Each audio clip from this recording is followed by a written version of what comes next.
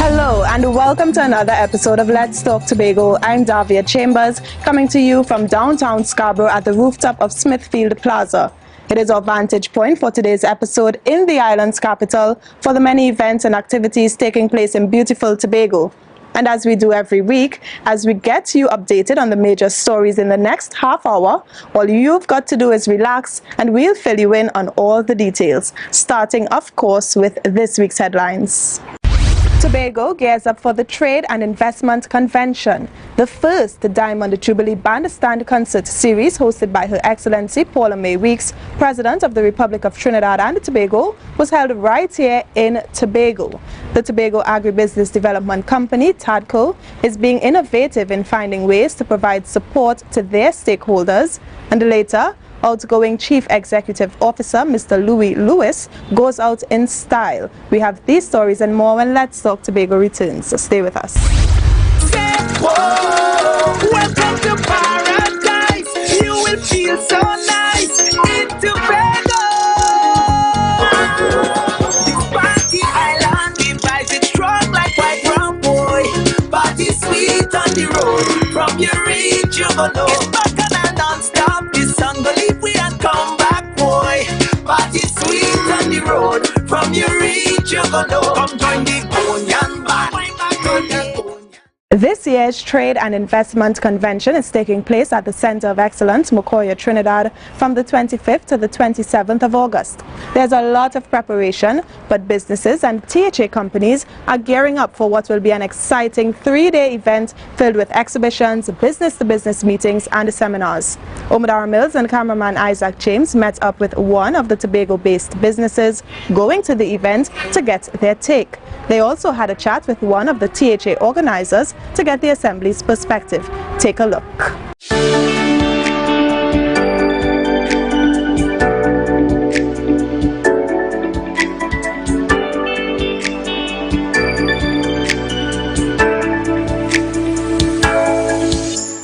We have from the red mangoes, all the preservatives, the plums, the cherries, whatever fruit is in season. We have farine, we have the sugar cake, the ginger nut cake, the caramel nut cake, the bene balls, the bene sticks. We also have the fudge, tum-tums, coconut fudge. We actually started off with the coconut fudge only. And we also have the chip, so all the indigenous sweets, we made them. This is the first time Tum-Tum's Local Confectionery has the opportunity to be a part of the TIC initiative, and we are indeed grateful. I would not be present, but my husband, who is the operations manager of this business, he will be there. We see it as an effort to market network beyond Tobago, so not only will we have the customer to business networking happening, but the business to business, and we are indeed grateful. You have the small businesses that will fall under the banner of the Business Development Unit or the Strategic Business Development Unit, which I'm a part of. So you have Osani Designs, Avian Thomas. You have Edward Jones doing the support brand, JMac Industries. You also have Shanice Prince from Tom Tom's Confectionery. So you'll have local sweets presented in a way that can go to external markets in this particular TIC. You'll also have Carlin Kennedy of Kennedy's Agro Processing. You'll have Tobago Media Concepts, Karen Duke, as well. You'll have Savor the Isle Juices from Mr. Keston Pope. This is actually the first year that a concerted effort is being made to feature some of the entities that fall under the banner of the Tobago House of Assembly. So in that regard, we have the Tobago Agribusiness Development Company, TADCO. We also have the Tobago Performing Arts Company, TPAC. We have presentations as well from Shore Park Complex.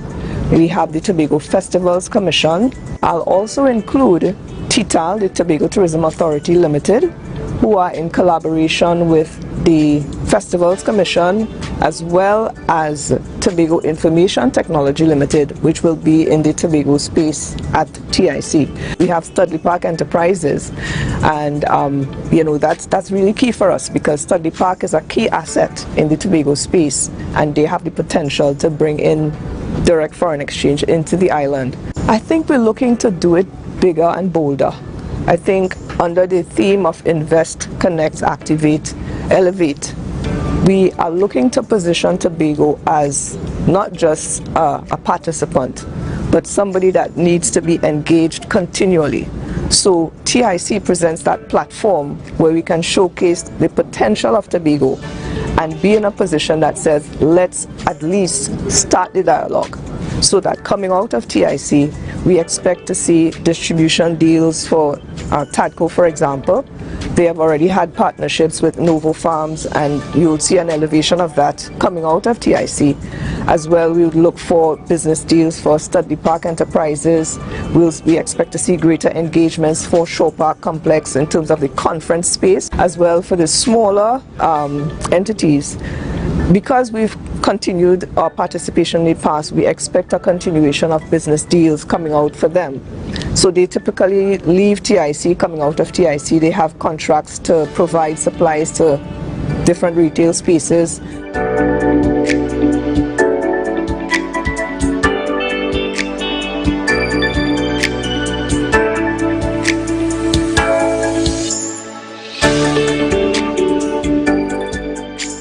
The Caribbean Broadcasting Union is a not-for-profit association of public service and commercial broadcasters in the Caribbean, reaching over 4.8 million people in the region.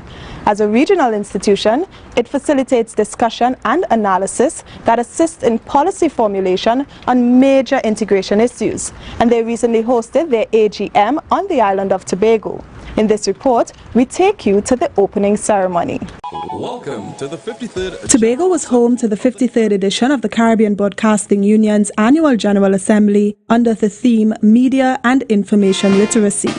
The opening ceremony of the conference highlighted the timeliness and importance of the theme. The communication space is a co-created one, and the media sector has a critical role to play outside of being the instruments for others. The place of the indigenous media as a critical sector for society is one of the points for discussion with the CARICOM Secretary General. In welcoming the audience, Chief Secretary Honorable Farley Augustine says the challenge currently lies with the way in which media practitioners remain relevant in a world that's vastly changing. As such, he says we have an opportunity to revisit the issue of ethics and how information is managed. He says the Caribbean diaspora now has the chance to advance the region's agenda. We now live in an age where information is at our fingertips. We live in an age where there are people who are not trained broadcasters who can get the news to us much faster than the traditional media practitioners. Your competition is every youth who has a Facebook, TikTok, Twitter, or Instagram account and a smartphone. You have an opportunity to tell our story the way we want our stories to be told. You have an opportunity to tell our stories in the most authentic manner and to broadcast across the length and breadth of this world truly who we are. What's the truth behind being a Caribbean man and a Caribbean woman? According to Prime Minister Dr. the Honorable Keith Rowley, who gave the keynote address, journalists must focus, investigate, interpret, educate, and report on the development process of the country. They must take ownership and be guardians. And given the Caribbean's history, they must be understanding and sympathetic to the realistic challenges of the fledgling development process which we experience. Most importantly, journalists must be able to do so without any government guidance or intervention. As such, they must cultivate and view their world with the so-called jeweler's eye. And receiving the President's Award for 2022 was Sally Ann Wilson in recognition of her immense contribution to the Caribbean Broadcasting Union. Prime Minister, I've been privileged to witness how important good journalism is to all of our lives. We underestimate the role that it plays at our peril. To many in power, strong, independent and accurate journalism is inconvenient, uncomfortable even. They must not deter you.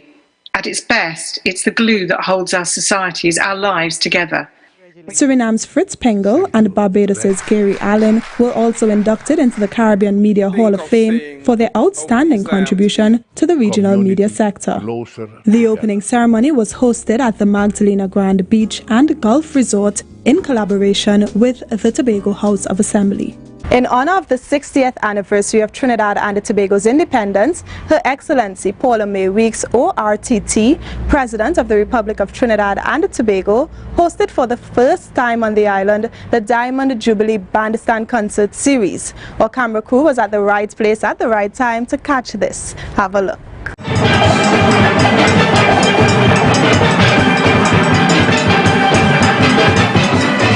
The sweet sounds of steel pan and music reverberated throughout Scarborough on Saturday in honor of the 60th anniversary of Trinidad and Tobago's independence.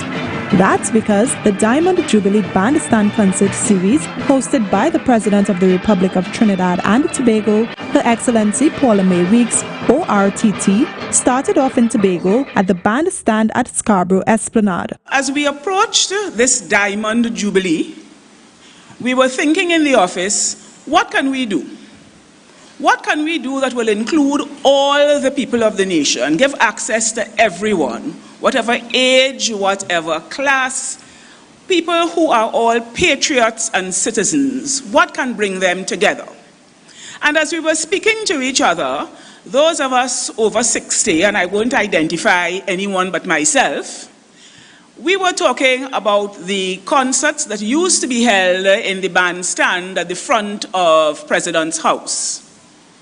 And as the conversation went on, many of our younger members of staff not only had never been to any of the concerts, but they did not know that they ever existed. And so we said, bingo, that's what we can do. Boasting of Tobago's scenic background for the first series of the concert, Chief Secretary Honorable Fali Augustine urged citizens to be patriotic. Patriotism is about loving your country regardless of its faults. And yes, we do have some flaws and faults, but the love for our country should be unwavering. There are some things that go beyond the politics. There are some things that go beyond ethnicity and religion and all the other things that tend to divide us. But patriotism is that one thing that should allow us to live in harmony. The concert featured live performances from our service bands.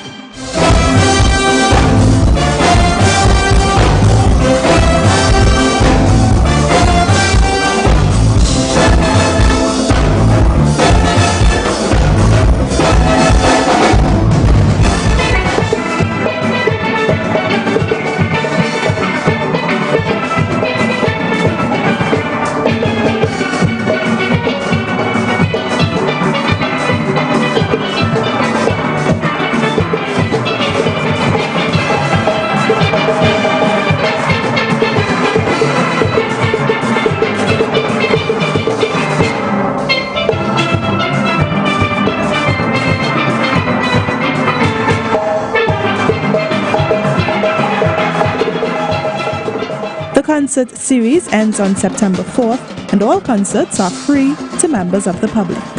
Tobago Carnival 2022 is getting closer. On the other side of this break, you'll get a little snippet from the official launch. Stay with us. Let's Talk Tobago. We'll be right back. This is paradise, where the vibe's so nice. Say whoa, say whoa. Welcome to paradise. You will feel so nice in Tobago. Everybody set up. Release it. Chop up. Release it. Chop up. Release it. Chop up. Release it. Ritual, revelry, release, as traditional meets contemporary. It is time for centering, as it were, to affirm our magnetism in the form of a unique carnival expression. It is indeed our time to center ourselves and declare or identifiably Tobagonian stamp on the global calendar of festival events. The October Carnival festivities will reveal hidden treasures of our cultural soul and reshape the Carnival experience as we know it. It will birth a new experience and a unique tourism product. Every species of mankind release, breathe. The streets renew itself. Release. Give praise to rain. Give praise. Give praise to rain. Give praise. We talk about that beautiful heritage woman. She becomes more beautiful, pregnant with potential. Do we know what that baby looks like? That baby is Carnival 2022. That baby is being born on October 28th to October 30th, 2022. It's sweeter than honey, honey. It's richer than money. It's a couple miles to the sister. I thoroughly enjoyed the launch. I think that was very exciting, especially seeing TPAC on stage once again. I enjoyed seeing the cultural and traditional aspects of Tobago, as well as the revelry and the lovely carnival costumes that were there. So for Tobago Carnival, I'm expecting to see the same thing. I'm expecting to see a lot of outsiders come in to enjoy what we have. And hopefully it's an extension of Tobago Heritage Festival so that people can still experience what we have year long. We have a collab coming up with Dynasty Events. Dynasty, who did paint in the summer. We have something called Revel Road. I won't say copy, but a Tobago version of Bacchanal Road coming on October the 23rd. I expect Tobago's Carnival to be an overwhelming success. It's the first carnival, and anything that is new there would be some problems, some teething problems, which would be quite obvious. But I see a lot of people in this space comparing to the Trinidad Carnival, which has been in existence for a very long time. And I think we just need to be patient and allow the festival to grow. On the 22nd of October, we will be having a party called Hideout. It's at 3 a.m. to 11 a.m. It's pretty much the start of the Carnival week. So we are going to start off the Carnival weekend with a blast.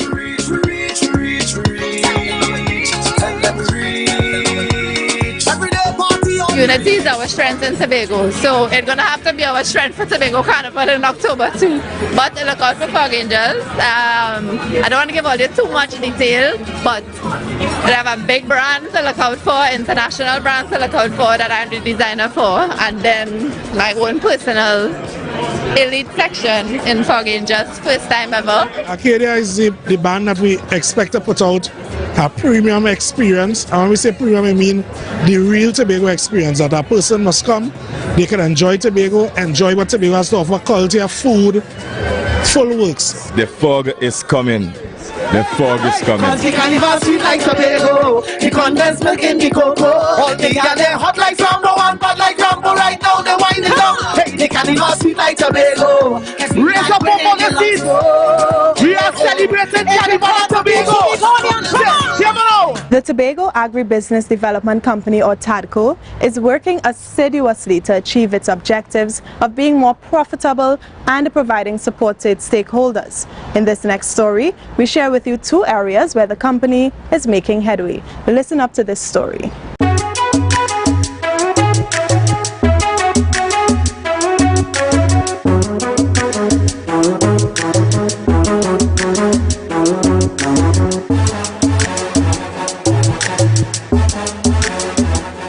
She had two types of the catch, which one for export and one for the local market.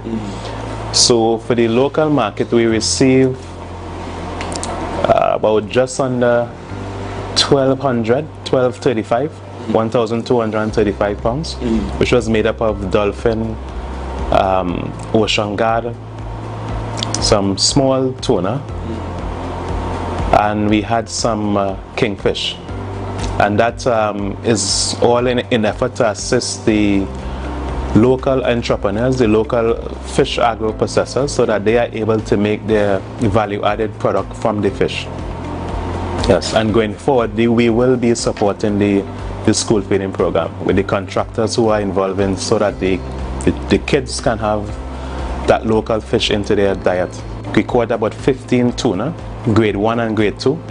The value came up to just under, I think it was about 14,000 US, and from the TT equivalent, it was about just under 19,000 TT that we made from the fish. The capital of paradise was down for 4.5 years, so we have to be very careful.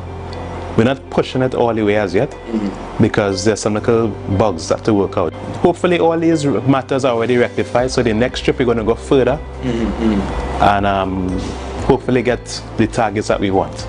We are looking at the 20th for the vessel to go back out to sea, and she is going to be going further than normal. So we have to be very measured in how we do things. The entire crew is Tobagonian.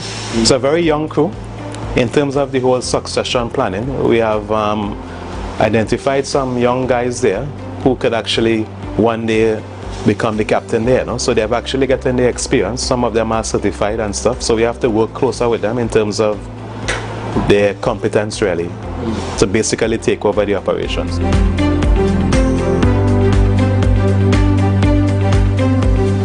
We dealt with strictly persons who were interested in cassava to supplying TADCO, so we had about 84 participants, and for 84 persons to come out at Shore Park on that day, it was well attended. That is to show the interest that these farmers have in supplying the company with cassava. Currently, all farmers are Tobagonians. We are trying, first of all, to build that farming capacity on the island first. We are not excluding outside of Tobago, but we want to start with farmers here first.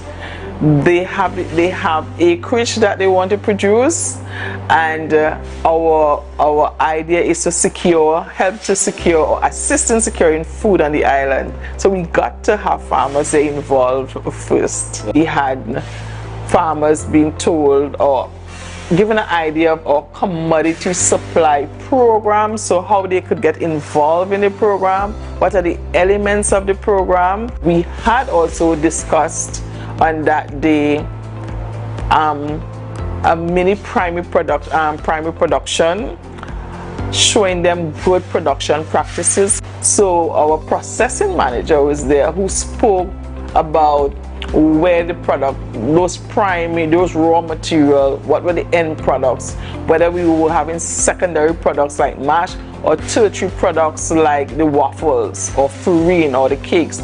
So she spoke to that. So in the room, the farmers like, whoa, they see themselves being part of a story rather than I'm just supplying TADCO. They see themselves as this journey that TADCO is taking with them, and they could now go on the supermarket shelves and say, hey, that cassava came from my farm, you know. It was really, truly amazing. I think the comments came afterwards.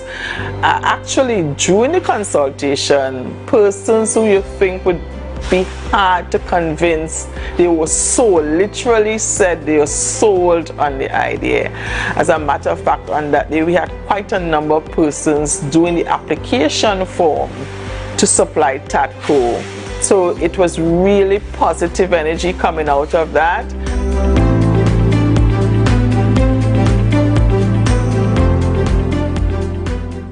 Some of Tobago's young people got behind the scenes of the production of Let's Talk Tobago as part of the Teen Media and Me Vacation Camp. Here's how they spent their time with us.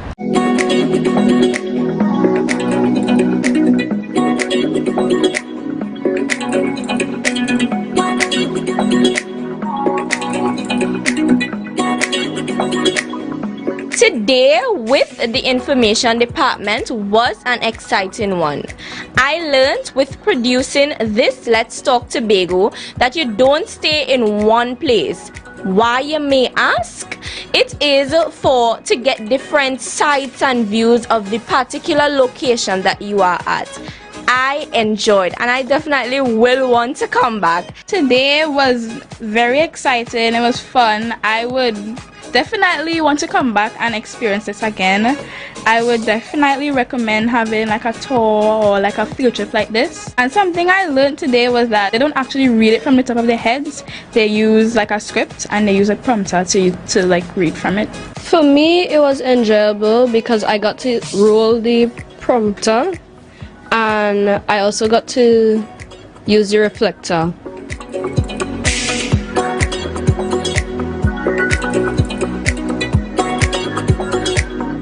So today was a very enjoyable day. They take multiple stories at different locations, so they could also give free marketing to the location that they are at, and also to change the scenery up a little bit, because we don't want to see the same thing over and over and over again.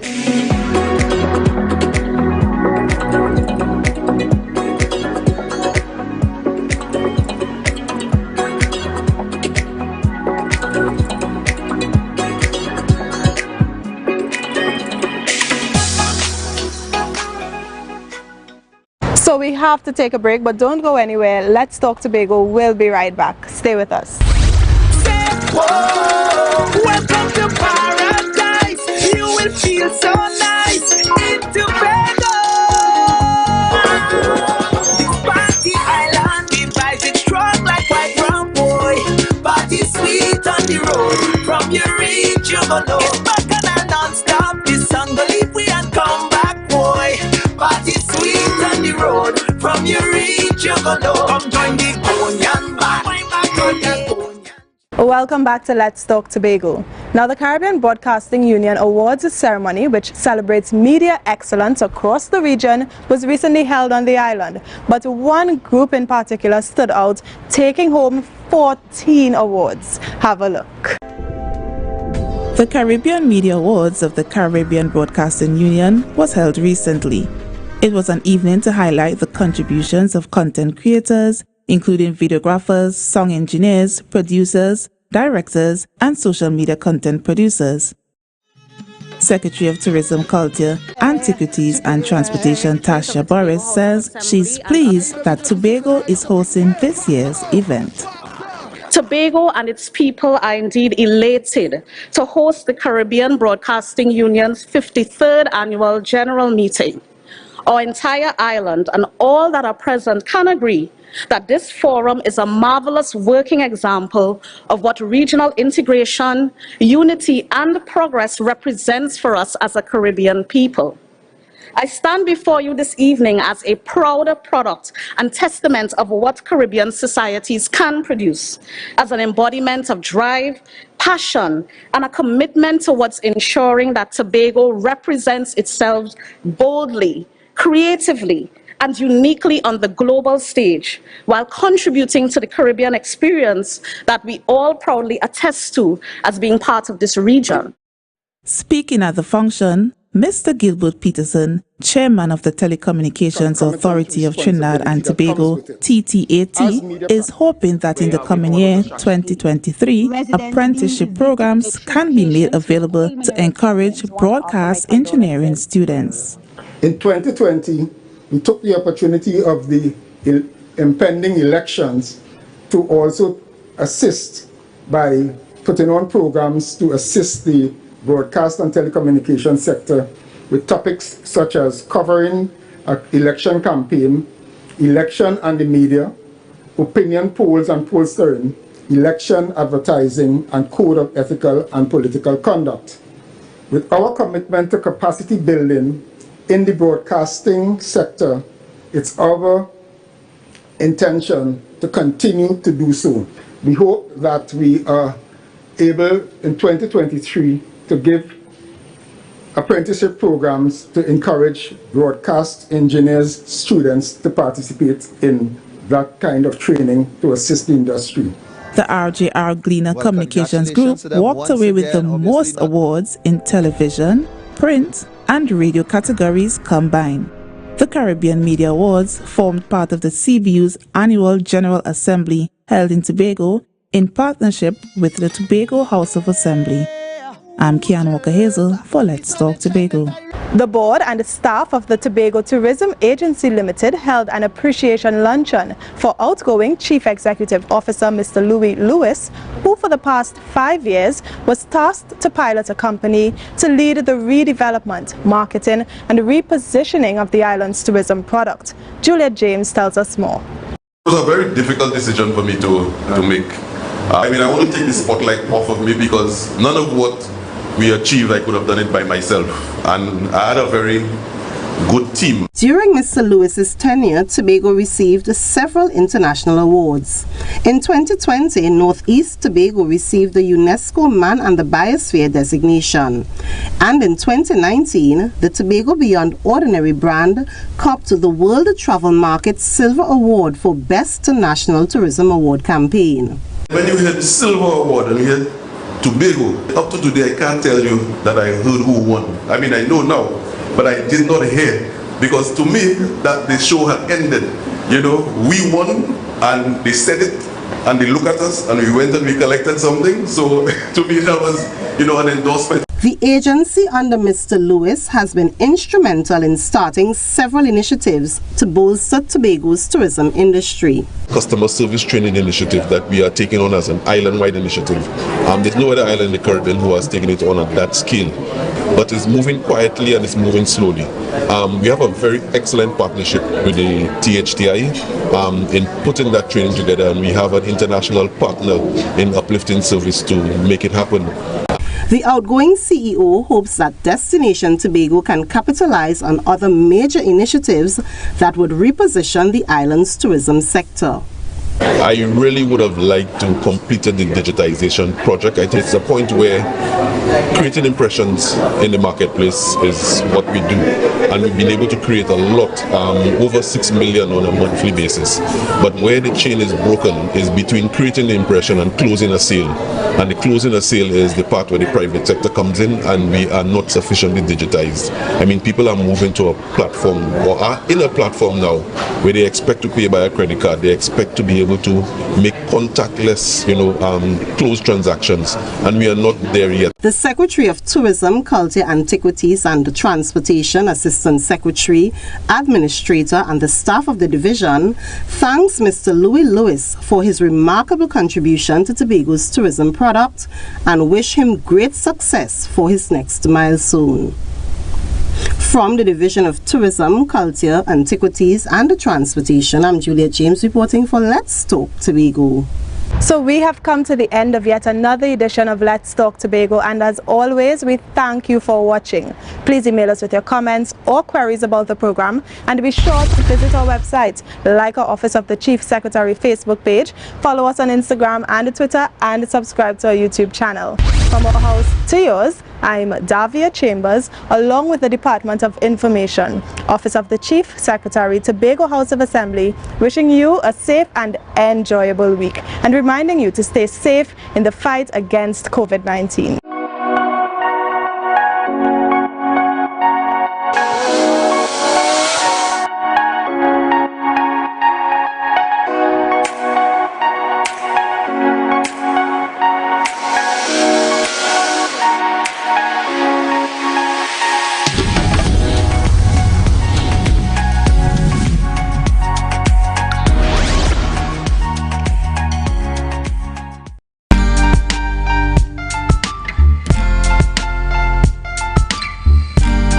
Put a smile on your face when you're moving from place to place. Good morning, good morning, morning, good morning, morning.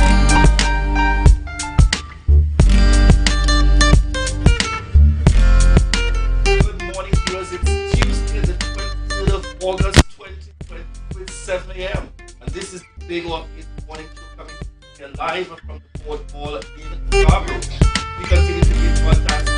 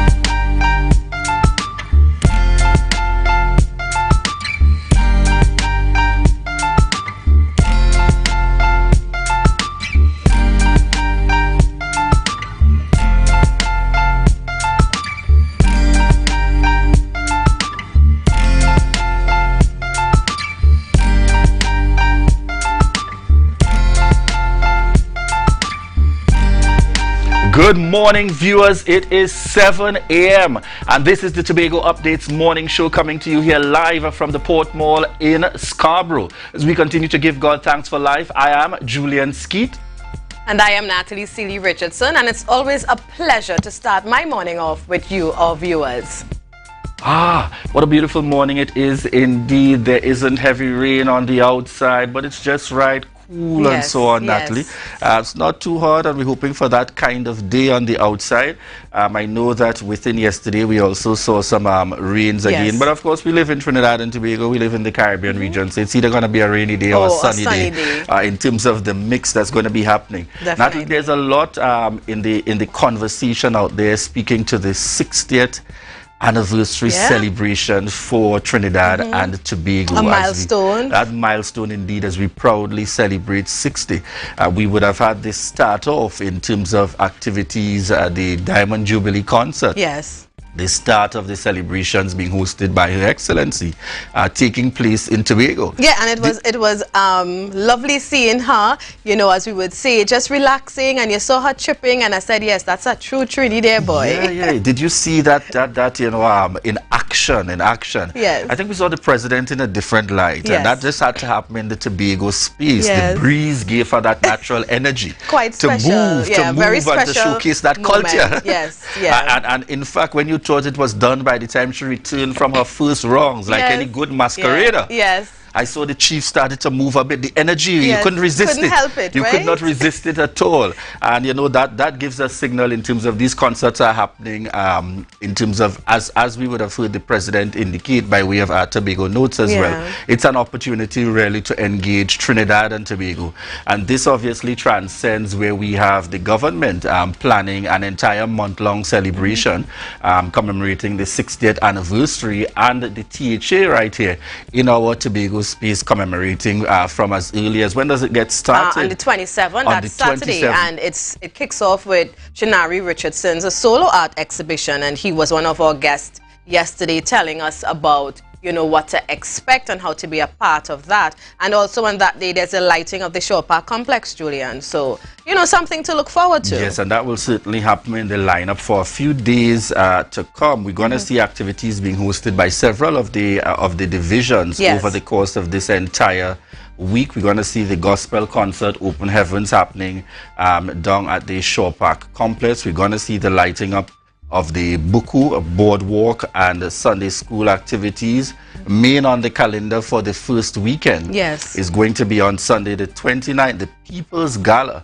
And I suspect, coming out of the challenges of the pandemic, it's an activity that persons are looking forward to in terms of being able, I don't know if we've had any such official activity congregating in these large numbers in the Tobago and people spaces. are excited. I had the opportunity to chat with one of the persons who won and would be a guest that evening, you know, and I was going through names. I'm like, do I know anybody here? Let me see, you know, and I reached out to one of them, and she was so excited about it. So I know they are going to have a time. And this is our reminder to persons, because, you know, the Assembly Legislature would have done, the draw was completed to identify the 60 persons, and we urge and encourage you, head on over to the Assembly Legislature's Facebook page, where the 60 names have been identified. Yes, those 60 persons. And, you know, I'm looking forward to hearing from them by the time they've attended, in terms of speaking about their experience at the People's Gala. All right, viewers, before we continue this morning, we want to take a pause to head on over to news in 90 seconds. Thank you, Julian and Natalie. I am Candice Jackson, and here is your news in 90 seconds for Tuesday, 23rd August 2022. Two of Tobago's steel bands were honored by Pan Trinbago at its Steel Band Leaders Recognition and Appreciation Awards. Our Boys and Cats and Jammers steel orchestras were recognized for their dedication to Pan over the past 60 years. However, neither band was able to receive the awards in person, as they encountered difficulties in booking tickets to Trinidad. Instead, President of Pan Trinbago, Beverly Ramsey Moore, collected the awards on their behalf. She was also awarded for leadership excellence in the industry. Stating that it was a surprise, the Tobago-born Pan stalwart said she was honored to receive the award.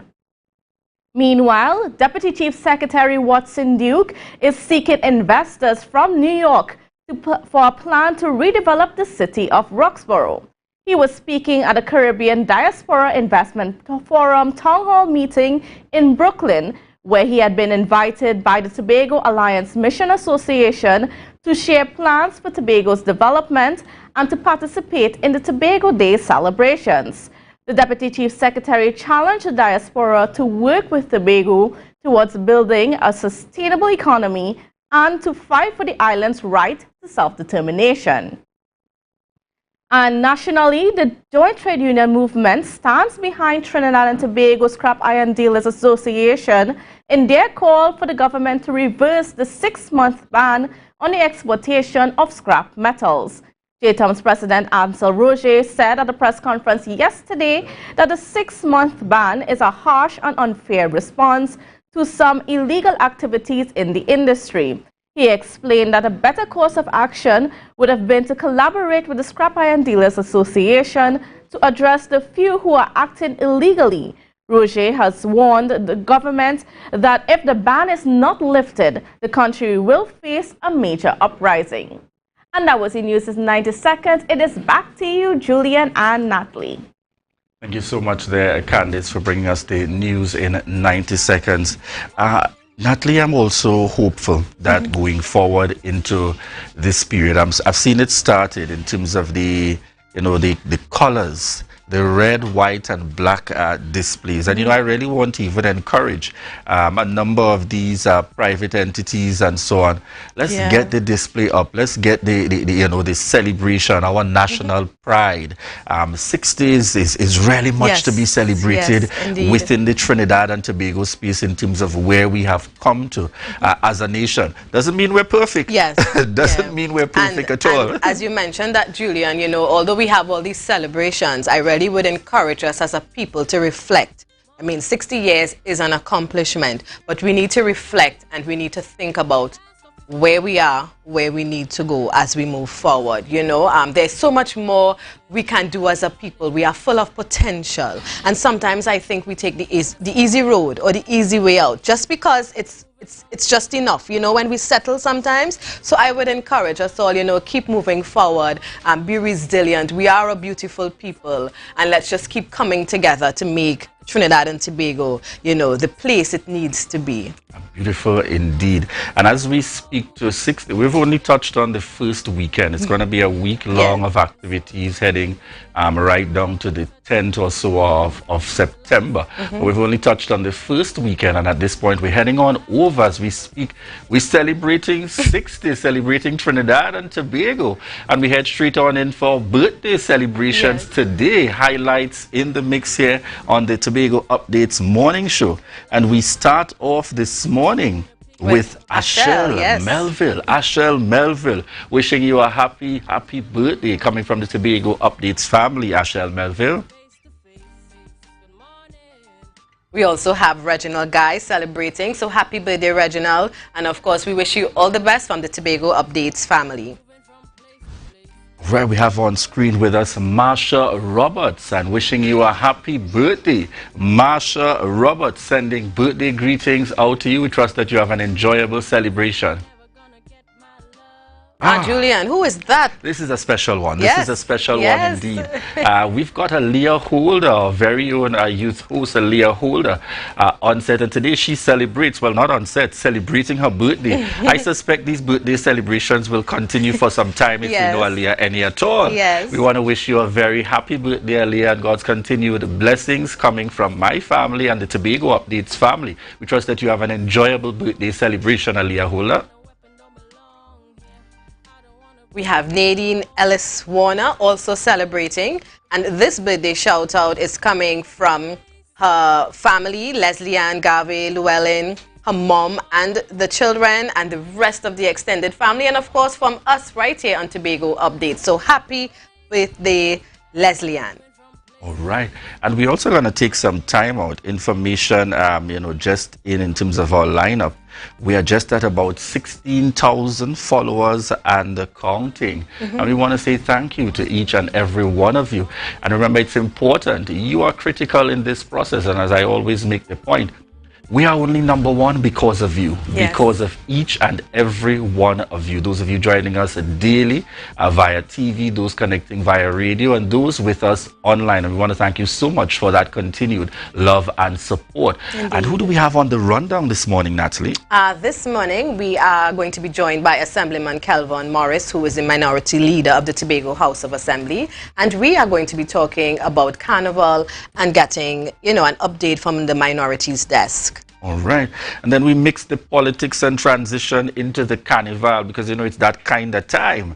As we speak Tobago, Carnival, launch, and TUCO Tobago Lime. We'll be speaking with Ainsley King, president of TUCO, Tobago Unified Calypsonians Association.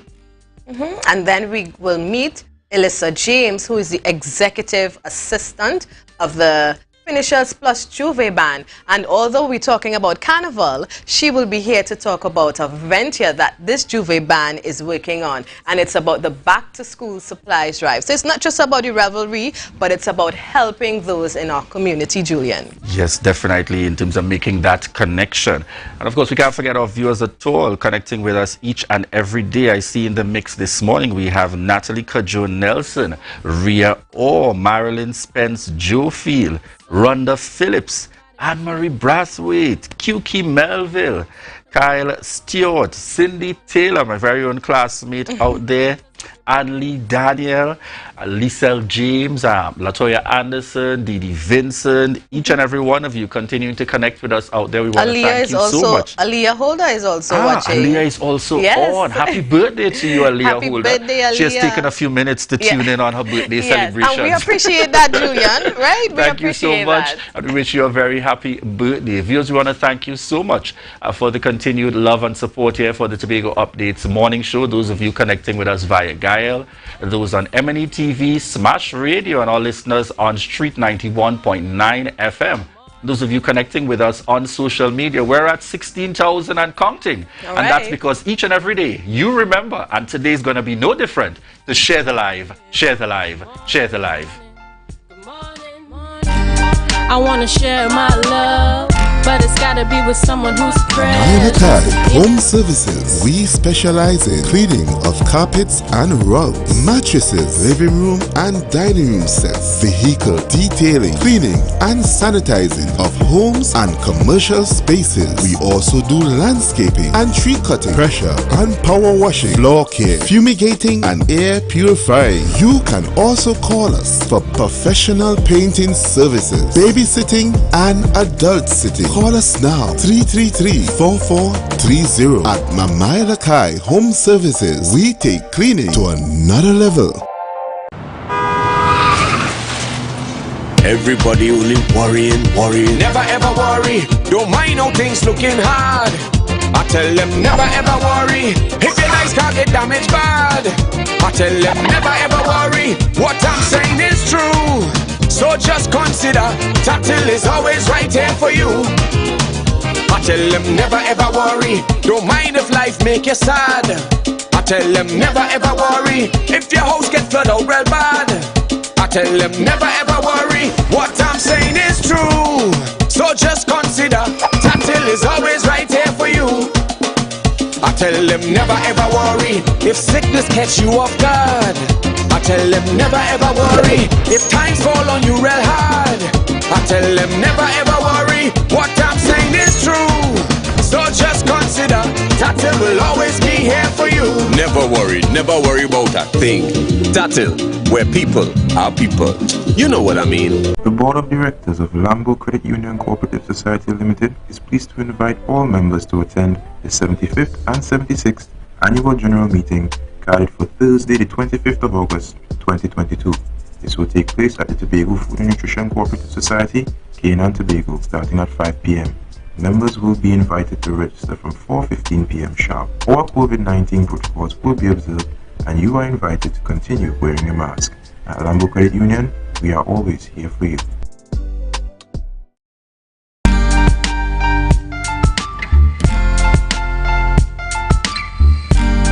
Put a smile on your face when you're moving from place to place. Good morning. Welcome back, viewers. You are viewing the Tobago Updates morning show, and in studio with me this morning is Assemblyman Kelvin Morris, who is the minority leader of the Tobago House of Assembly. And as we like to say, good morning, Kelvin. Good morning, Natalie. Good morning, Tobago, Trinidad and Tobago. Pleasure to be here. Really glad you can sit with us this morning. And, you know, we jump right into the conversation. I know that we want to talk a little about the carnival. You know, you hear a lot of it. We're gearing up to that October, a lot of launches taking place. And of course, we want to get, you know, an update from the minorities desk. Of course. So, Natalie, this morning, I just want to firstly start off by commending Tobagonians. I'm seeing Tobagonians coming forward in this space. And we have always said, let us support what is good, what is right, what this administration do that is commendable. We commend them and give them kudos. And what is not in Tobago's best interest, we all should call a spade, and we all should hold them accountable. And I'm seeing this happening on a number of issues. In fact, I'm seeing even PDP members are speaking out and saying, you know, some of the things that they expected, some of the things that they voted against, you know, they are quite disappointed that they're seeing it coming through in this administration, and they're speaking out. So I want to commend Tobagonians on that, because I believe it's through that level of accountability that we all as an island, as a people, we would continue to see this place develop. Right, and I think it's very important. It doesn't matter, and I know it's hard for us at times because we are so party-driven, but I always say Tobago is such a small space. It doesn't matter what color you may favor. Whatever decisions are made, it impacts us all, you know. Exactly. So tell me, you know, you see a lot of Tobagons coming forward. And we're looking at October, Carnival, Festival. It seems to be a merger of heritage and Carnival. What is your take on what is expected or what will happen? Well, of course, as you know, the idea of a carnival was really birthed in about 2020. A lot of work would have gone on with the stakeholders. And we are at this place where I must commend the PDP for continuing the idea of having a Tobago Carnival. I believe it's very important, you know, to the development of our stakeholders and our tourism industry as well. And, you know, I look forward with excitement as to what we will be able to experience in October, but also with some concern. And I'm concerned because when you speak to the stakeholders, there are a number of issues that are unresolved. One of the issues, when you talk to mass band leaders, for instance, they're telling you that they, even now, aren't too sure if they will get any kind of support, you know, to produce their mass. They are not too sure if they're going to have a competition so that they have something to incentivize them, something to look forward to. And a lot of them are now at the place where they're not even sure if they will be able to turn a profit. And this experience is one where we should really be seeking to ensure that our stakeholders benefit. Right. You mentioned that the mass band leaders are concerned about support. What kind of support are they expecting? So, of course, you know, producing mass is very costly. And usually, in the past, the THA would provide some form of subvention that would help you to, you know, mitigate against some of the costs in terms of production. And in this instance, where there's already no competition, so there's no prize money to win, it's really profit-based. It means that you are really taking a risk going out there and producing mass because you have to find the masqueraders. And in this instance, where it's our first carnival and we want to put on the best display ever, we should be able to provide some level of subvention support. Because when you put it in the context of the Grenada trip, where we spent over $300,000 for 10 persons to go on to have a good time for 10 days. And the people who are supposed to make this event a success, they are now crying out for help. At one point, you saw Mrs. Beverly Ramsey Moore of Pan Trimbago had to come out and really embarrass the administration into action in terms of providing support for Pan. And I'm also hearing the Calypso's fraternity, they are also struggling for support as well. So usually in a carnival, you would have, you know, those Carnival, those Calypso tents. The Calypso tents aren't able to fund something like that. In fact, one group reached out to me as minority leader, but we do not have any facility, any financial backing to be able to give that kind of support, but the THA does. And what you're seeing is that the THA is not taking the responsibility in providing this kind of support. But do you think we should be at a time, and I mean, I respect all the hard work by all our creatives and the mass band leaders, but I think very often there's the expectation to receive, and if you are running a business, you need to develop a business model so that you can be sustainable, you can be profitable. You see it also with small NGOs. Anytime they have, they want to give, they are asking people to give them so they can give. Can you do fundraisers? Can you put things in place where you don't have to now depend on someone? So Natalie, we have to put this into context. So you know that the fraternity, the creative fraternity, the Carnival fraternity, Pan, Calypso, yes, and Mass, they have been down basically for the last 2 years. And the question is, if you've been out of business for 2 years, you need a boost. And if the state is the one that is, the state therefore becomes that actor, that stimulator that would allow for them to be able to have something to start. Of course, this is a new Carnival as well. So we are saying that the state has to make the investment in the first instance. And of course, over time, as the Carnival builds and it grows, then these persons would become self-sustainable and self-sufficient. But in the first instance, it therefore is imperative that the state, as the one taking the lead in the Carnival, therefore provides the stimulus and the support. And they are not unreasonable. When you speak to the mass band leaders, you speak to the other stakeholders, they understand that there is a sense of responsibility on their part. But of course, the state also must take some kind of responsibility, because the show that is Carnival must have an element of pan, an element of music, and an element of mass. And if we don't have these people coming forward, then we do not have a product. I hear you. And you mentioned tourists. And on the ground, you're hearing a lot of people from Trinidad coming. You even see a lot of collaborations taking place. Some of the mass band designers from Trinidad partnering with some of the businesses and mass band leaders, Tobago. Do you think that a lot of Trinidadians, or do you hear the talk, will really be on the ground for this October weekend? Well, Tobago, this Carnival is perfectly poised because it's the first real Carnival coming out of the pandemic, right, especially in Trinidad and Tobago.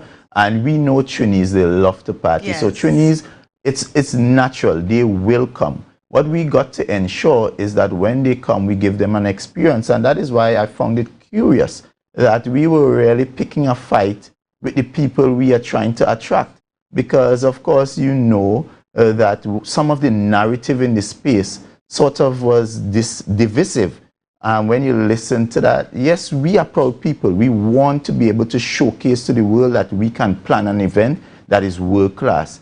But if you are getting support, and support from persons who already know, who have done it, tried and tested throughout the world, then why would you refuse it in the way that, and the manner and the tone that it has been rejected?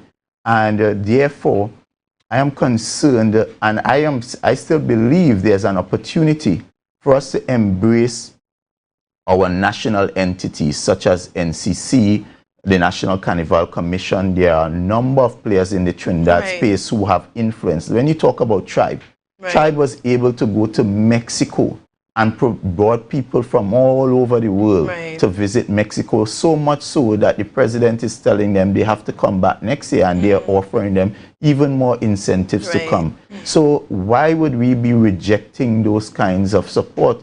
We need that kind of mass following. The issue I had, and I just want to go back to the Grenada trip. The Grenada trip happened at a time when we, right here in Tobago, stakeholders all, were clamoring to know what exactly is happening with this Carnival. And what you saw happen in Grenada is that even when they went there, not even the assistant secretary could have told the people exactly what would have happened. I am concerned that we are doing false advertising as well, because if you listen to a clip where the assistant secretary was telling a radio station that we had a website, and she said you can go on the website right now, and funny enough, 2 weeks later we were now launching a website. So you see, this kind of false. So if I was someone from Grenada interested, and I would have gone onto the website as she had proposed, and didn't see any information, I am turned off. And we have to be so careful that we do not misrepresent Tobago, misrepresent information, because whatever, the first impression lasts and it counts. And if you don't get it right the first time, it can be detrimental. And that is why I'm very concerned that, you know, that we have the systems in place to ensure that we have a very successful carnival. I want this carnival to come off, and I want it to be great, because if it is great now, in the next 4 years when the PNM returns, it will be even better. And it's really about promoting our culture. Yes, and yes. It's I mean, Carnival alone, it's not just our culture, but it's about people being able to enjoy themselves. It's about also making some money. Yes. You know, you talk about even the street vendors, the people into the food sector, and all of that. And it is one of those areas that you really get the trickle down to the grassroots, the man on the street, the man who's selling his corn soup and all those kind of things. And, you know, when you look at the carnival in itself, one of the challenges I have, we really want to create a product that is uniquely Tobago. But when you look at the carnival schedule, I am not too sure I am seeing that. I'm not too sure I'm seeing where we have a show that would show off our speechifiers and all our different unique characters, where we could perhaps integrate our folklores and our heritage. I'm not seeing that in this element of the carnival. So I'm hoping as we craft it, I'm hoping that the people from TPAC and the people from festivals are listening, so that as we craft it, perhaps we still have time to create a show that can showcase the traditional, because we spoke about when we launched, about merging the traditional with the contemporary. We are seeing a lot of the contemporary, a lot of fetes, and that is good, because people would come for that. But there are some persons who would come and really enjoy that which is really uniquely Tobago. But there's also the perspective of some who are saying we have Heritage Festival for that aspect. You know, when you talk about Carnival, we are wired a particular way, and this is what we want. But in the same breath, we are saying we do not want the Trinidad-style Carnival. But what you are seeing replicated is, in fact, Trinidad-style Carnival. So, you know, it just means that we must match our narrative with what we are actually putting out. Because if you're telling, and that's what I'm saying, we cannot misrepresent this, because if we are telling people, come, you're going to get something that is very unique, something that is different. And when they come and they recognize, but this is just another element of a street parade, another element of what you see in Trinidad, I might as well wait till February or so. So we have to be so careful that the product that we are selling is actually what is available. Right. Well, I would hope that with any venture undertaken by any group, at the end of it, there would be, you know, some evaluation to see where the strengths were, where the weaknesses were, and that moving forward things can, because there's always room for improvement, exactly. no matter how great you are. I'm not saying that they're going to get it right the first time, but I'm saying let us try to get it as close to right, so that the experience is one that persons would want to return. And that is so important. You know, I still want to commend the organizing committee even now, because it is a Herculean task they took on to, you know, build something from scratch. So I want to commend them. But what you are seeing as well, there's a number of conflicts coming through, where you have a faction with the assistant secretary and you have a faction with the secretary, and you know that doesn't go well. People need to put aside their egos and just let the carnival happen for the benefit of the stakeholders and for the benefit of Tobago. Right. And we just have about 30 seconds, Kelvin. And I would allow you to continue to, speak to our viewers. I would have liked us to touch a little bit on the COVID numbers, but our time is going, especially with all the public events happening. I think our numbers, new cases were 140-something last week, and I think yesterday the release has 160-something, and that's for Tobago.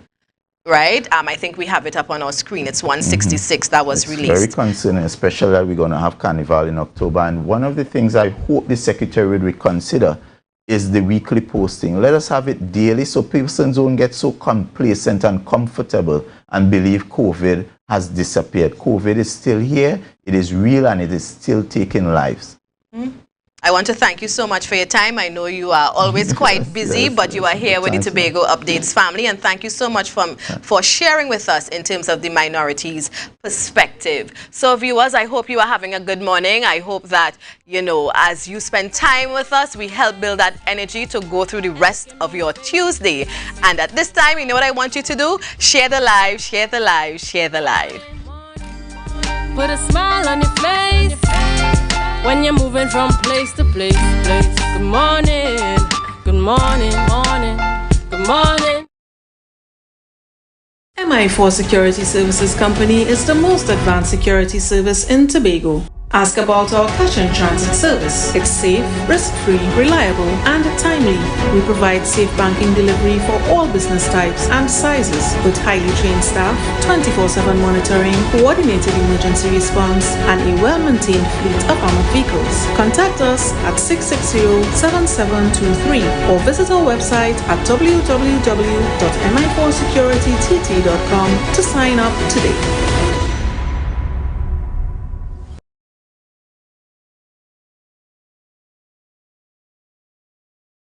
Tobago Glass Supplies has been a leading name for over 37 years in the glass and aluminum market in Tobago. We provide an extensive range of high-quality, innovative aluminum by committed Need whenever you need it, anywhere in Tobago with TADCO. Your meals, medication, groceries, and shopping all delivered directly to you. No more hassle, no more stress. Get the TADCO app today on Google Play or Apple App Store. That's TAPPOGO, and let us deliver to you. Check our website at www.tapogo.app or call the experts at 494-TOGO and 484-4746. Tapago, relax, we will get it to you. Tapago's at your service.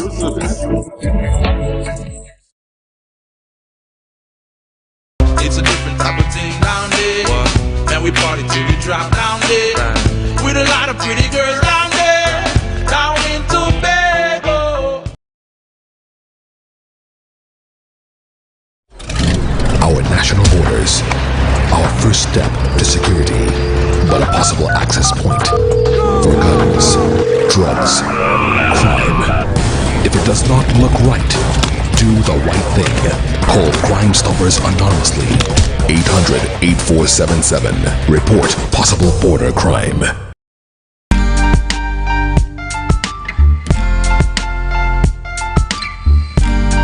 Put a smile on your face when you're moving from place to place. Good morning, good morning, morning, good morning, morning.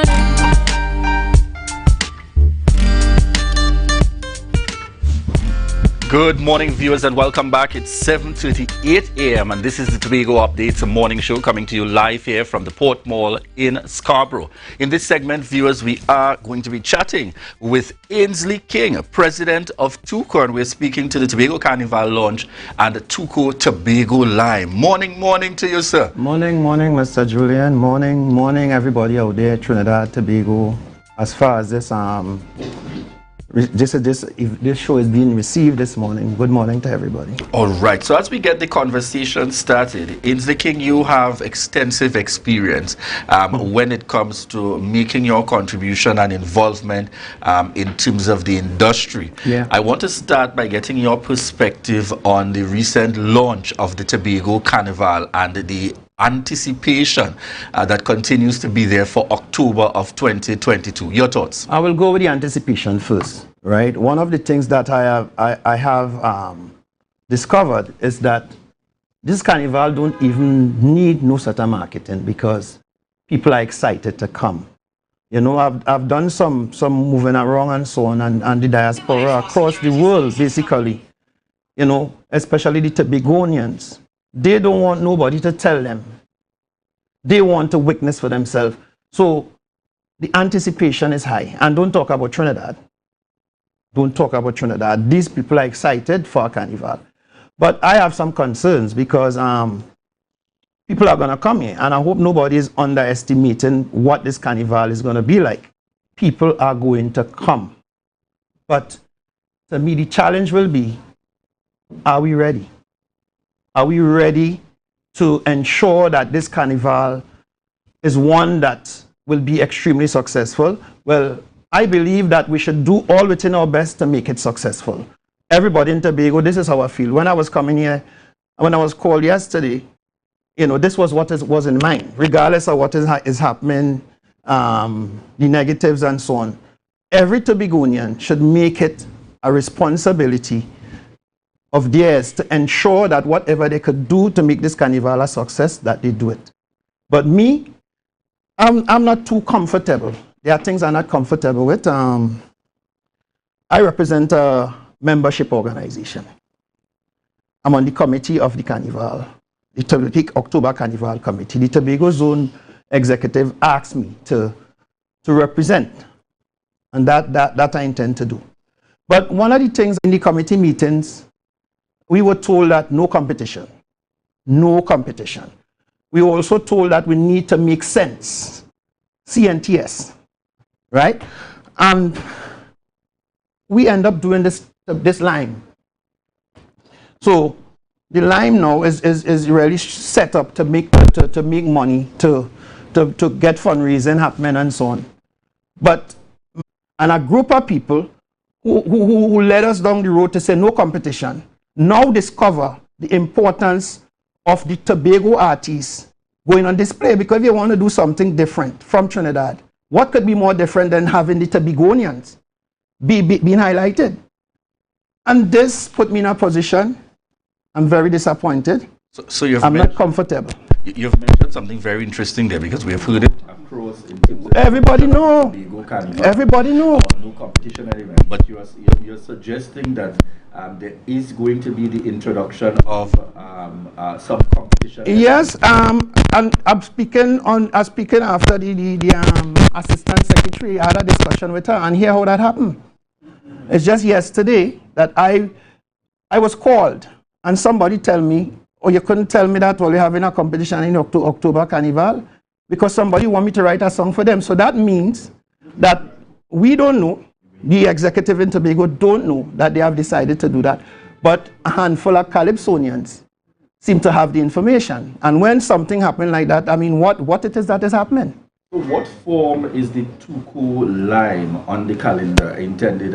Is that all-inclusive? Is that all-inclusive? But as I tell you, that was to raise funds. And we were led to do that. But if you come in now and doing competition, that will defeat my purpose as a representative of the people. You making me look bad. And then you saying, for whatever reason, that TUCO will not be involved in this. I still want to know what is the reason.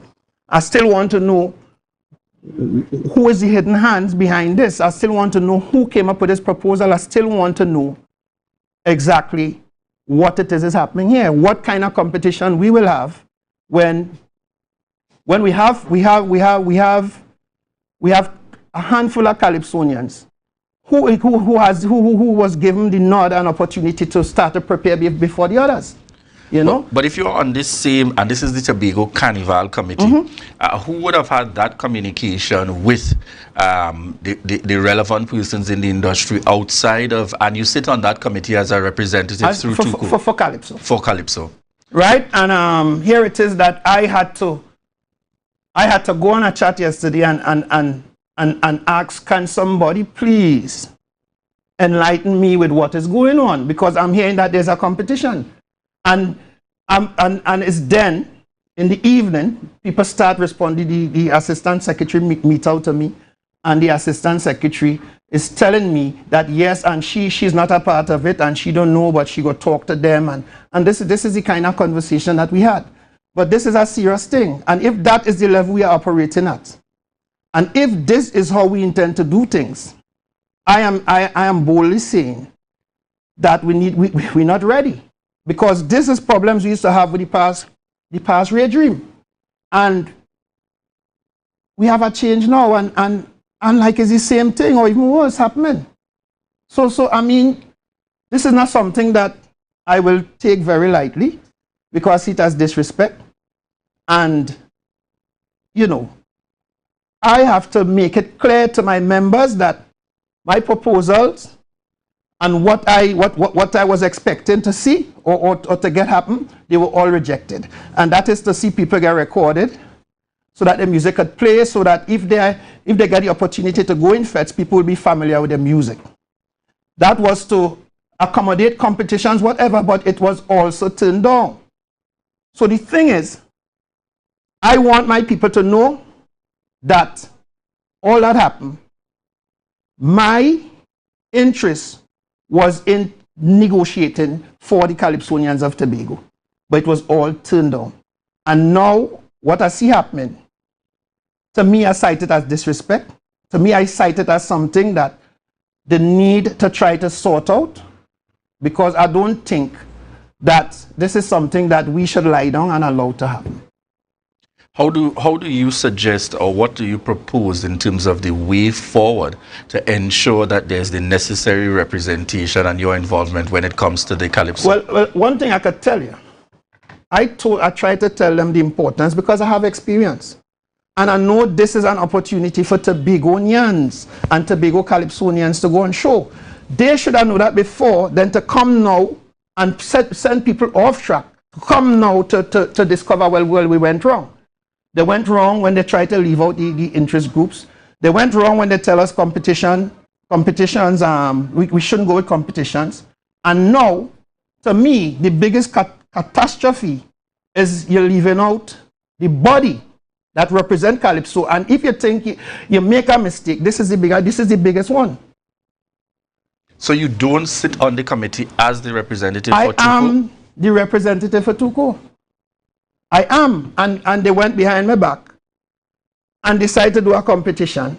And not just one, but a junior competition also. And a soca monarch competition. So they expect it to be, so what you're suggesting here? The way forward, as you said, people need to let go the ego. It have experienced people before you all, give them a chance. Because ego does kind of force people to believe that the people under them is inferior. That's the danger of ego. So at that level, you have to understand that ego is something that you need to detach from.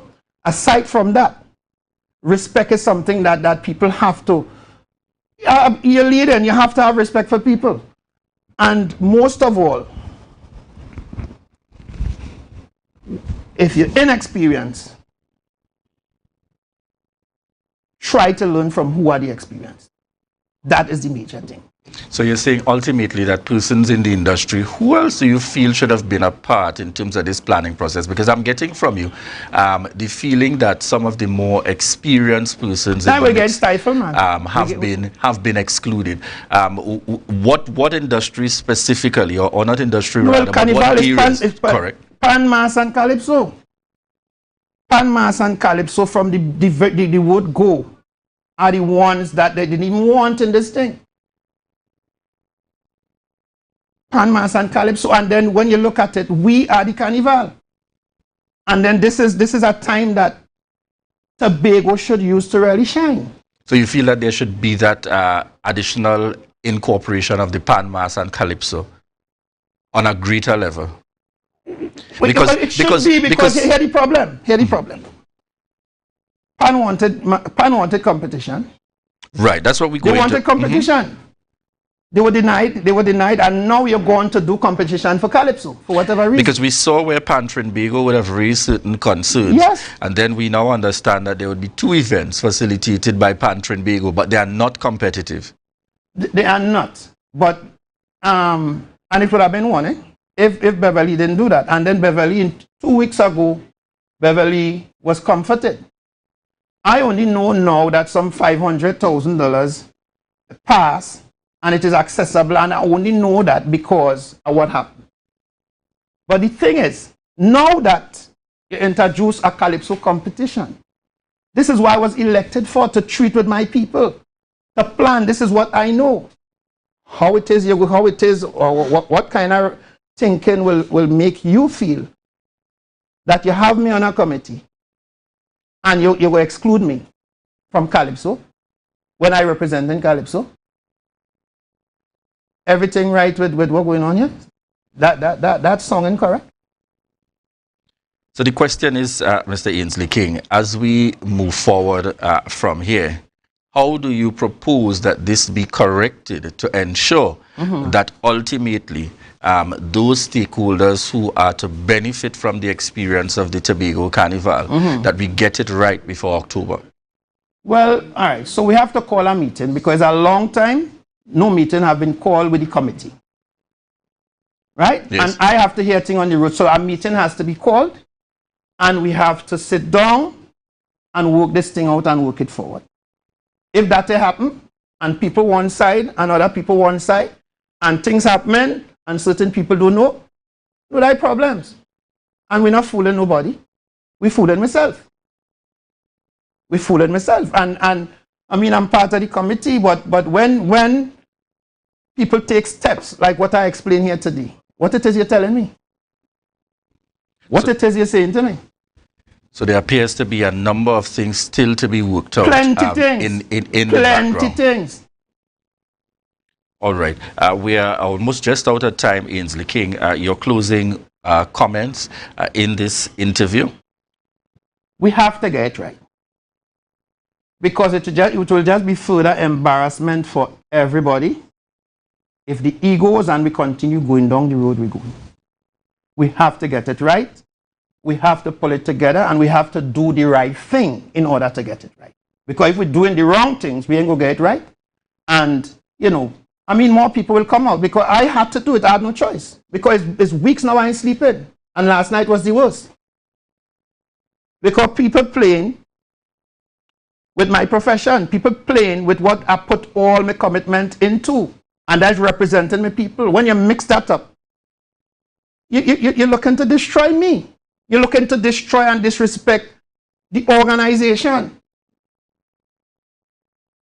And that should not be tolerated. It should not even happen. But Tobago, we have to come together. We have to try to make sense, because people coming. And when they come, we have to make sure that the thing is in order, so that the thing could happen right and we could claim a successful carnival. God is in control. Thank you very much there, Ainsley King, president of the Tobago Unified Calypsonian Association or Organization. And we want to thank him so much for joining us on set. It is clear, folks, that there is some kind of controversy and issues happening within the operations of the Tobago Carnival. And Ainsley King is certainly calling for there to be the necessary discussions to ensure that we determine a way forward that continues to incorporate the key stakeholders within the Tobago space. Ainsley King is also a member of the Tobago Carnival Committee, but is clearly raising concerns out there, and therefore, quite naturally, we've got to begin to ask the questions. We need some clarity coming from the head of the Tobago Carnival Committee. We need some clarity coming from the Tobago House of Assembly, Assistant Secretary with responsibility for the division. We need some clarity here based on some of these issues and allegations that have definitely come forward as what appears to be very serious concerns in relation to the Tobago Carnival. And as he rightfully said, if we don't get these things right, we have people coming. So we look forward to getting some clarifications going forward, and we want to thank you very much, Ainsley King, for joining us here on set this morning. Viewers, at this point, we prepare to head on over to our next interview with Alyssa James. But just before we do, we want to remind you that this is your opportunity to share the live, share the live, share the live. I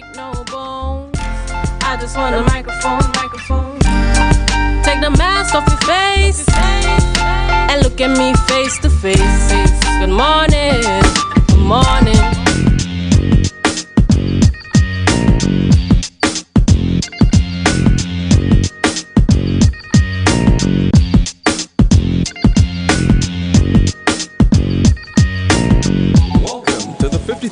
Tobago was home to the 53rd edition of the Caribbean Broadcasting Union's annual General Assembly under the theme Media and Information Literacy.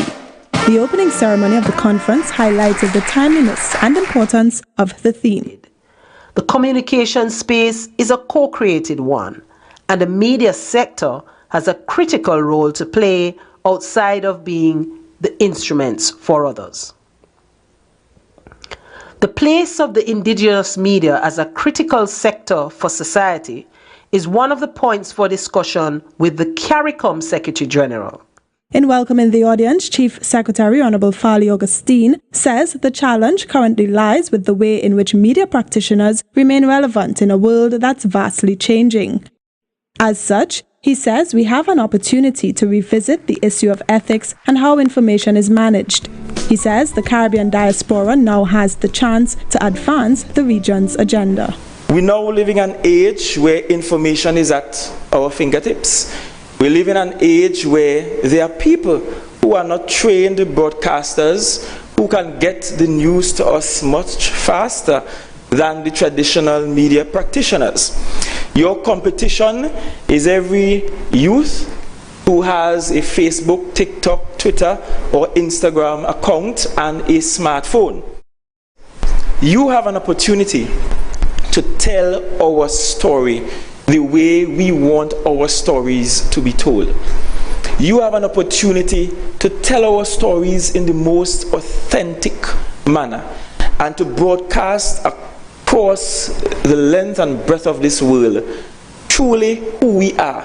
What's the truth behind being a Caribbean man and a Caribbean woman? According to Prime Minister Dr. the Honorable Keith Rowley, who gave the keynote address, journalists must focus, investigate, interpret, educate, and report on the development process of the country. They must take ownership and be guardians.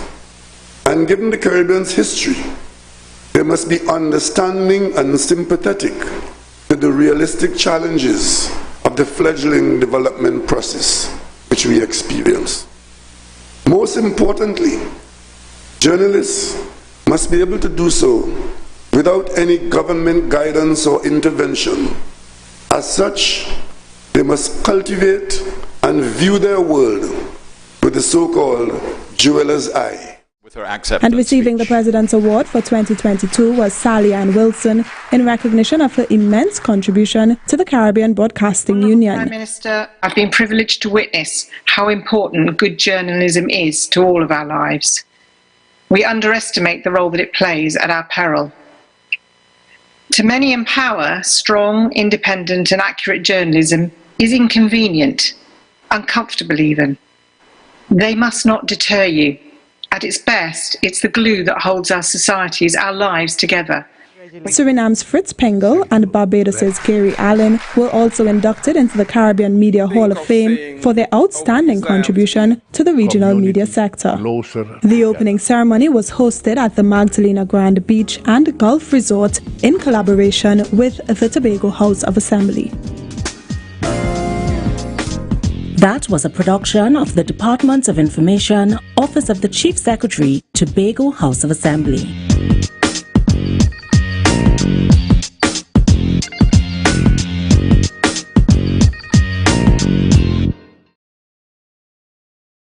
In studio is Elisa James, and she is connected with Finishers Plus.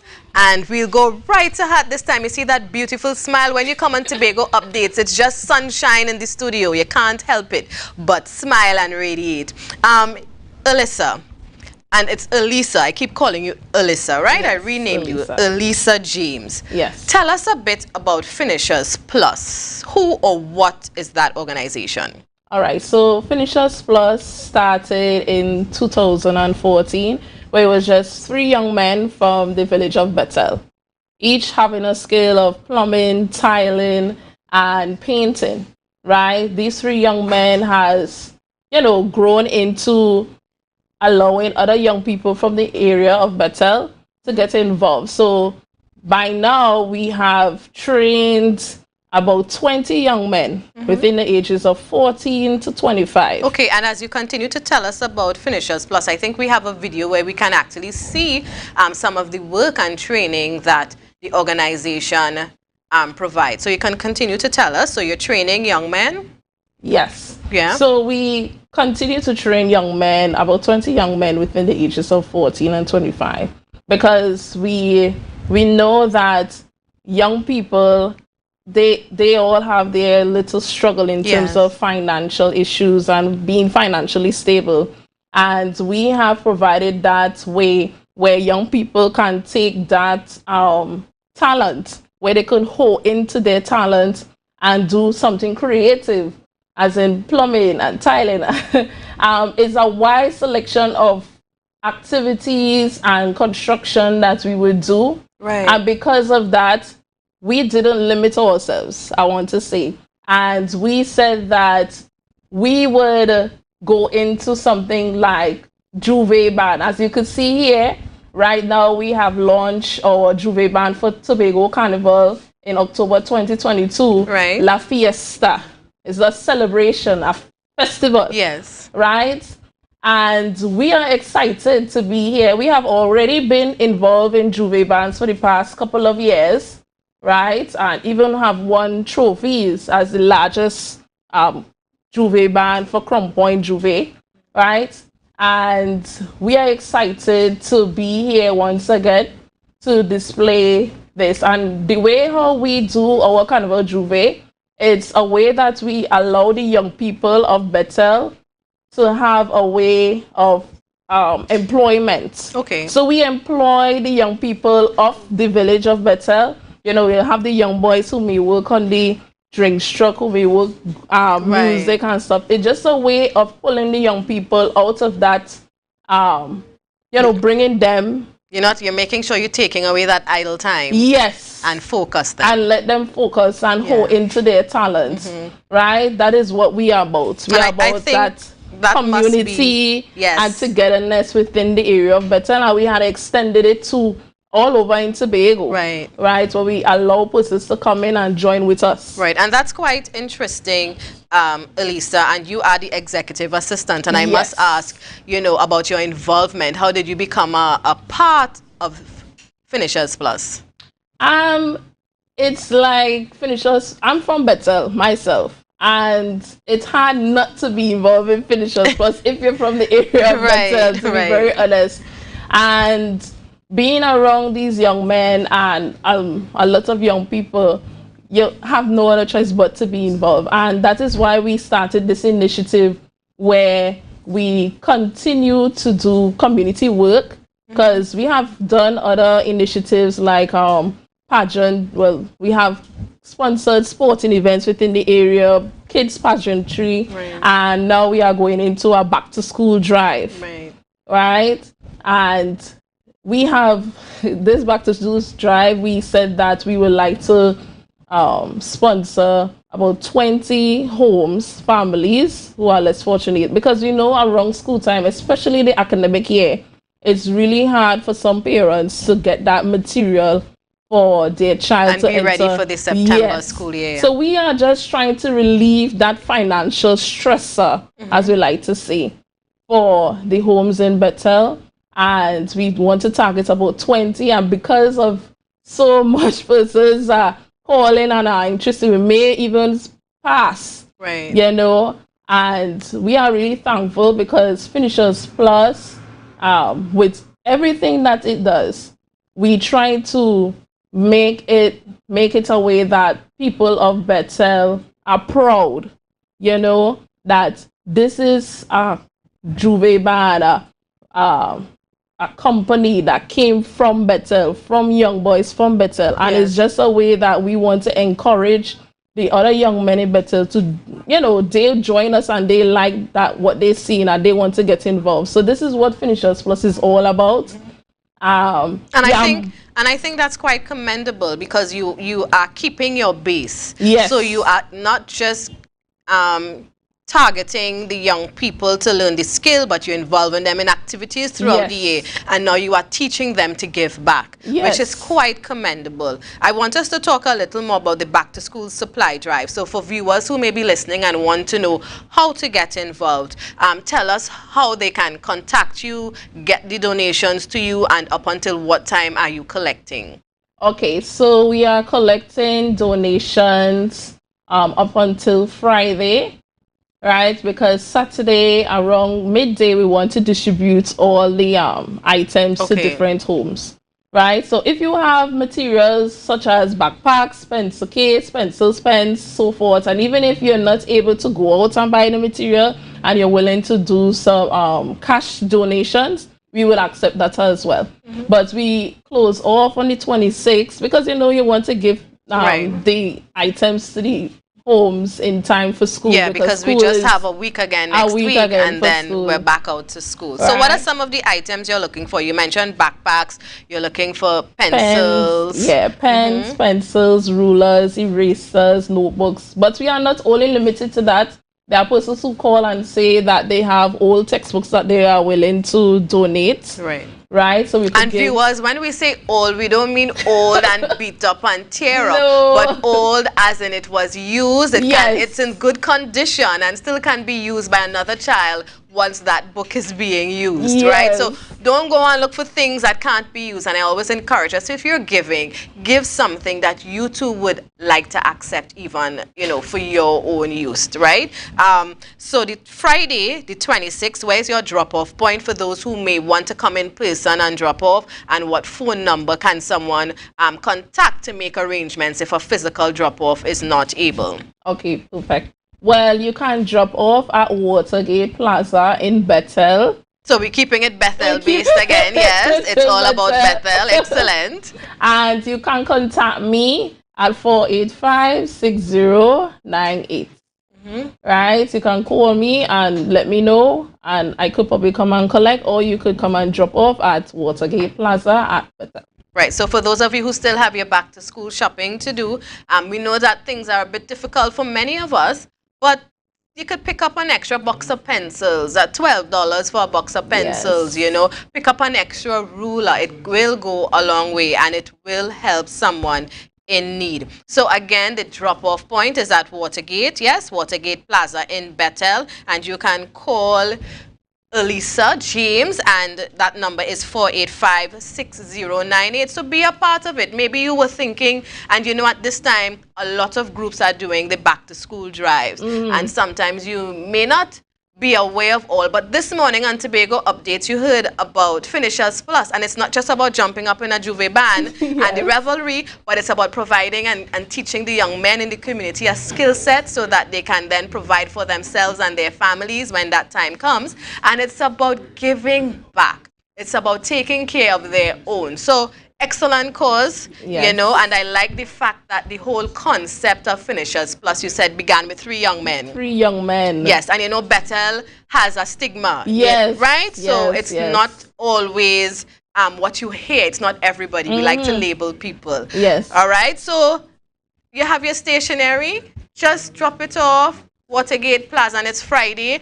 Is there a particular time on Friday that the things need to be dropped off by? You have a cutoff point or opening hours of a business place there? Well, it's a Watergate Plaza, so it would open from 9 and probably close about 9 p.m. or 10 as the latest, because the Saturday we want to get up early in the morning and start to distribute. Right. So if you want more information, you can always call me, or you could go on the Instagram page as Finishers Plus Juve Band. All right, so you have all the ways to contact Finishers Plus. We want to thank you so much for coming and share what you have been doing in Bethel and to keep the community going and a buzz. So everybody from Bethel, it's your morning this morning. I hope you all have a beautiful day. And of course, all good things must come to an end. And I have to say goodbye for Julian and for myself right here. Thank you so much, viewers, for spending your morning with us. It's always a pleasure to have you on Tobago Updates Morning Show. And of course, we're not quite done, right? We head over to GMT with Candice Jackson. And tomorrow is Wednesday, and we're looking out for our Youth Wednesday. It's always exciting when our young people take over. And Julian and I will be back Thursday morning. So stay blessed, have a beautiful day, and just keep shining. The energy fill the skies. I say thanks for favor to wake up and hear me neighbor. 60,000 people strong, and the vibes is never wrong.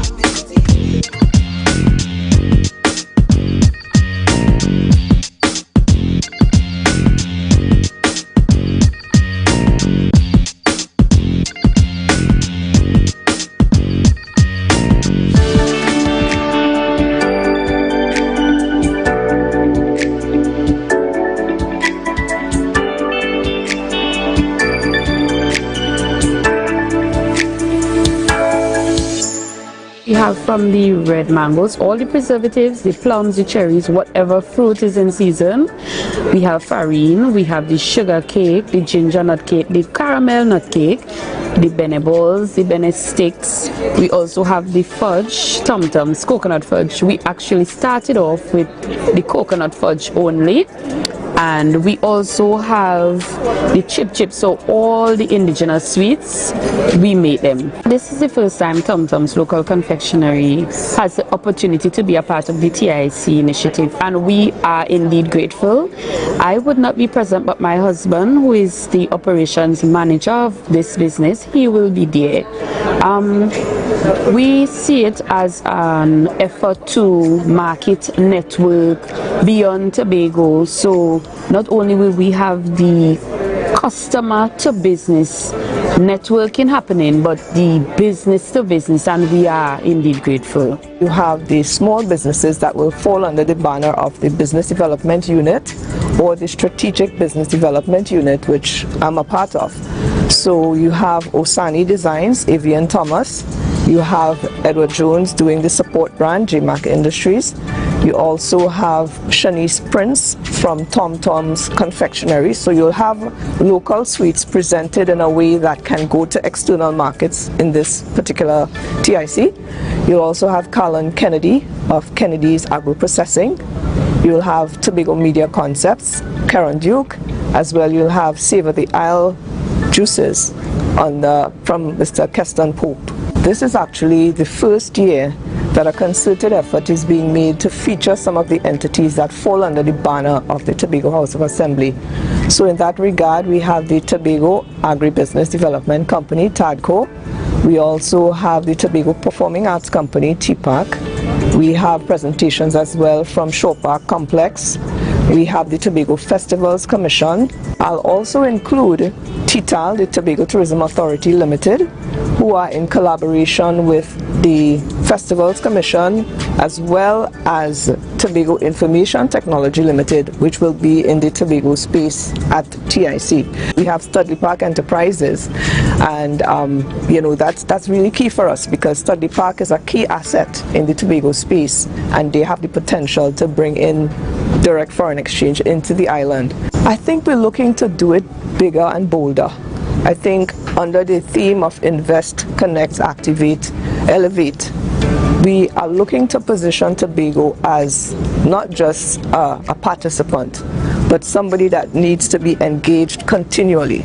So TIC presents that platform where we can showcase the potential of Tobago and be in a position that says, let's at least start the dialogue, so that coming out of TIC, we expect to see distribution deals for TADCO, for example.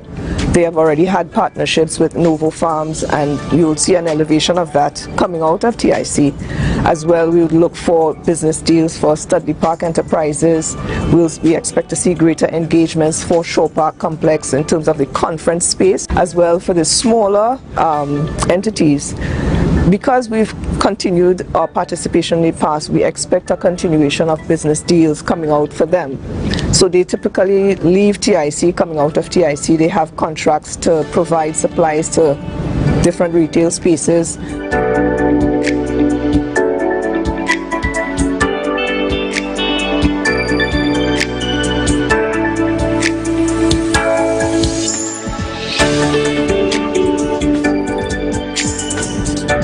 That was a production of the Department of Information, Office of the Chief Secretary, Tobago House of Assembly.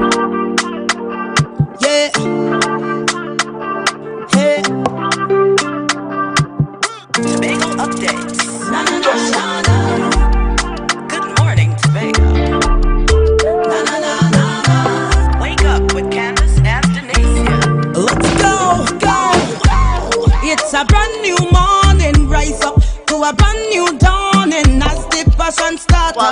Morning Tobago on Tobago Updates, your source for current affairs in Tobago, Trinidad and the region, with the perfect conversations to complement your morning routine. I am Candice Jackson, and let's get started with the news in 90 seconds.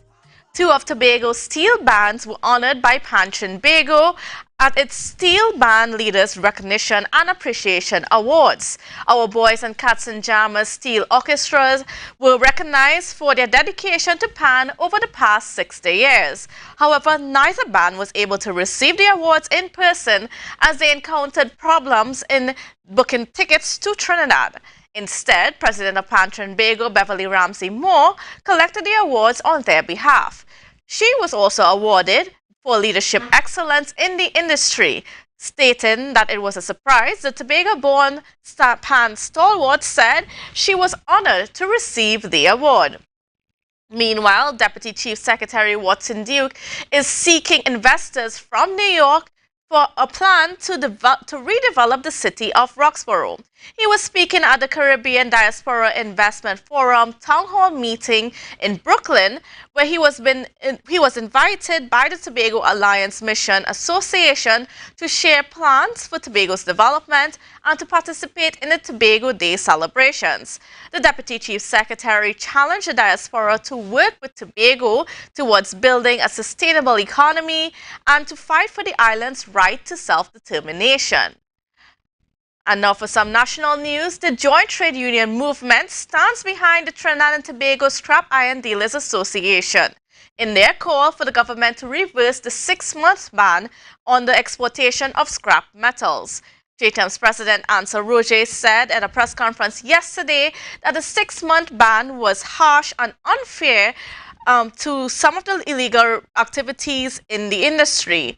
He explained that a better course of action would have been to collaborate with the Scrap Iron Dealers Association to address the few who are acting illegally.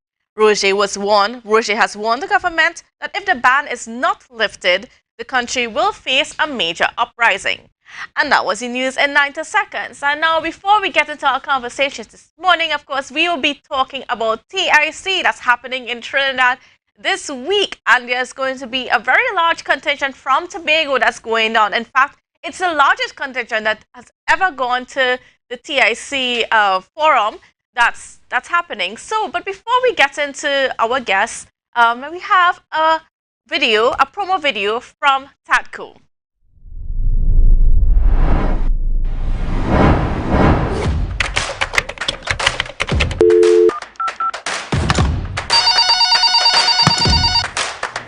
Good day, TADCO's processing unit. Natalie speaking. How may I assist? Are the product samples ready for TIC?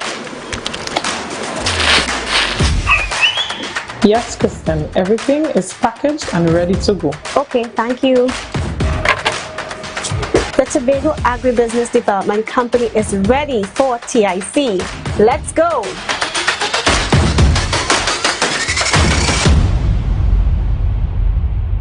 All right, and there you have it, just a little promo. Of course, TADCO is going to be going down to Trinidad. The Tobago Agribusiness and Development Company is going to be going down to Trinidad, taking some of our products down there, and see if we can get some investors on board to help build the agribusiness sector in Tobago and make it viable.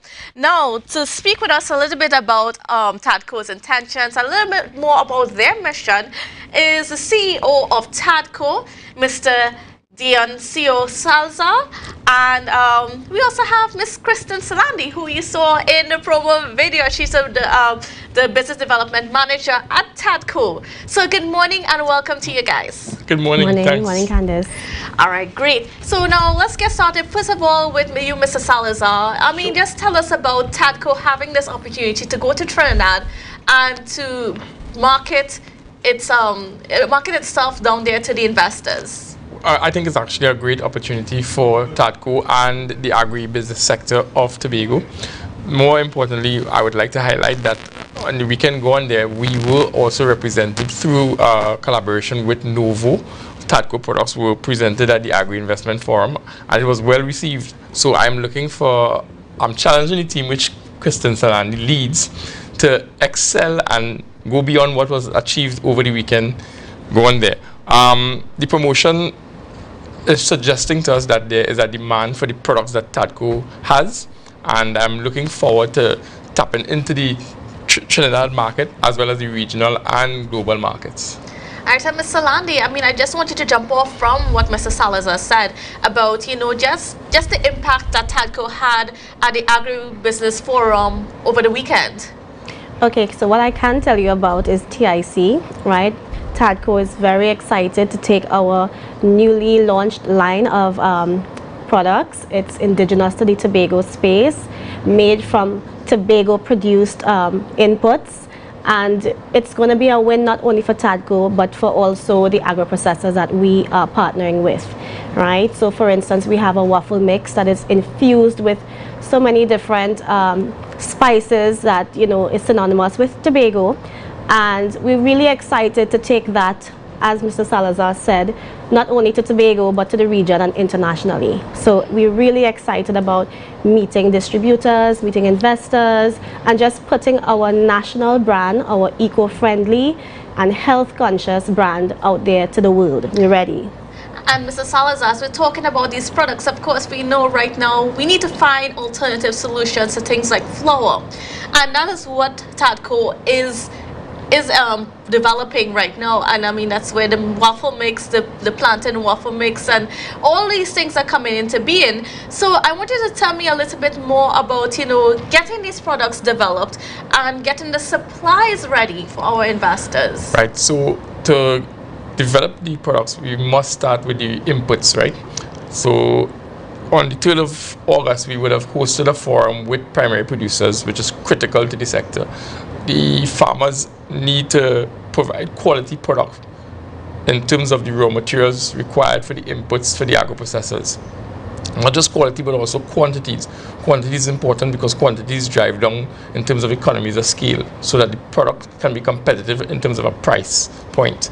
At this juncture, we have engaged farmers. As a matter of fact, today we have a contingent of farmers being carried to a template farm in Trinidad, because we are engaging an agronomist and his team to build the capacity on the island here in Tobago with respect to the primary producers. Once that has been achieved, then we're going to be working even more closer with the agro-processors. As a matter of fact, last week Thursday we would have had Kariri here with the agro-producers. So a lot is happening at TADCO. We are having a multi-pronged approach to the sector and the development of the sector. So we are talking both to the primary producers and the agro-processors to build capacity, to build quantities, to build transfer of knowledge as well. So we're relying heavily on the partnerships that we have achieved in the last 3 to 4 months to really ramp up production. More importantly, we've brought on the ADB for funding, because funding is critical in this whole initiative. TADCO is not a funding agency. We are just there to provide the support, find the markets, ensure that there are markets. That's where we are at. We are also working with the school feeding program on our initiative to help bring in better quality produce and menu items to the school feeding program. So there's a lot, as I said before, is happening, and we are looking forward to TIC. We have achieved the Agri-Investment Forum, and we're just really ready and poised for the world. And Kristen, I would like you to tell me a little bit about, because Mr. Salazar mentioned Kariri and having that partnership. And the reason to having those partnerships is to make sure that we have that certain standard in products. Now, of course, you are somebody that works closely with the stakeholders. And tell me about getting them to have their products up to a certain standard, so that when you guys go out there, you're marketing a good quality product from Tobago. Okay, so TADCO is a team effort, so it's done in phases. So the first phase would be at the primary production level, where the primary production department works closely with the farmers to ensure that they actually meet the standards in terms of traceability, in terms of the quality of their products that they raw material that they bring to us. And once they're trained up to that level, the raw material then goes to processing, right? Processing will deal with, you know, formula, dealing with making sure that the labels are up to standard, making sure that the quality of the value-added products that we get from the raw material are up to standard based on testing from Cariri and all these things. So the MOUs that we would have signed through Cariri is really to assist us in ensuring that we put out the best quality products, and in doing so we will be building the capacity of our local processors, agro-processors and SMEs here. So it's a partnership effort that we'll be engaging in while building us and ensuring that, you know, we are able to be self-sufficient on the island of Tobago. We really want to ensure that we have a sustainable agribusiness industry in Tobago, so that's how we support. And Mrs. Salazar, why is it so important that we have those standards in place? When we think about trade, what we have to understand is that on a global scale, especially if we want, because the foreign exchange is where we're driving towards. The global trade is very competitive. There are standards there that to enter markets, if you are familiar with the Food and Drug Administration in the US, for example, if you don't meet those criteria, you don't get in. So there's no opportunity for you to earn foreign exchange. And in today's world, I don't know if you're following it, but I hope people are following what's happening.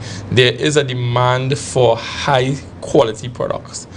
The products that TADCO is producing is one of the healthiest by standards, and we are looking towards those standards being able for us to export, because for these types of products there's little or no preservatives in some instances.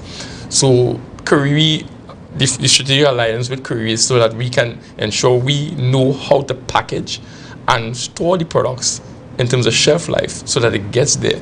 Not only that aspect of it, but more importantly, the quality inputs, as Mr. Landy would have mentioned, from the primary producers. That's why we have them in Trinidad today doing that field visit.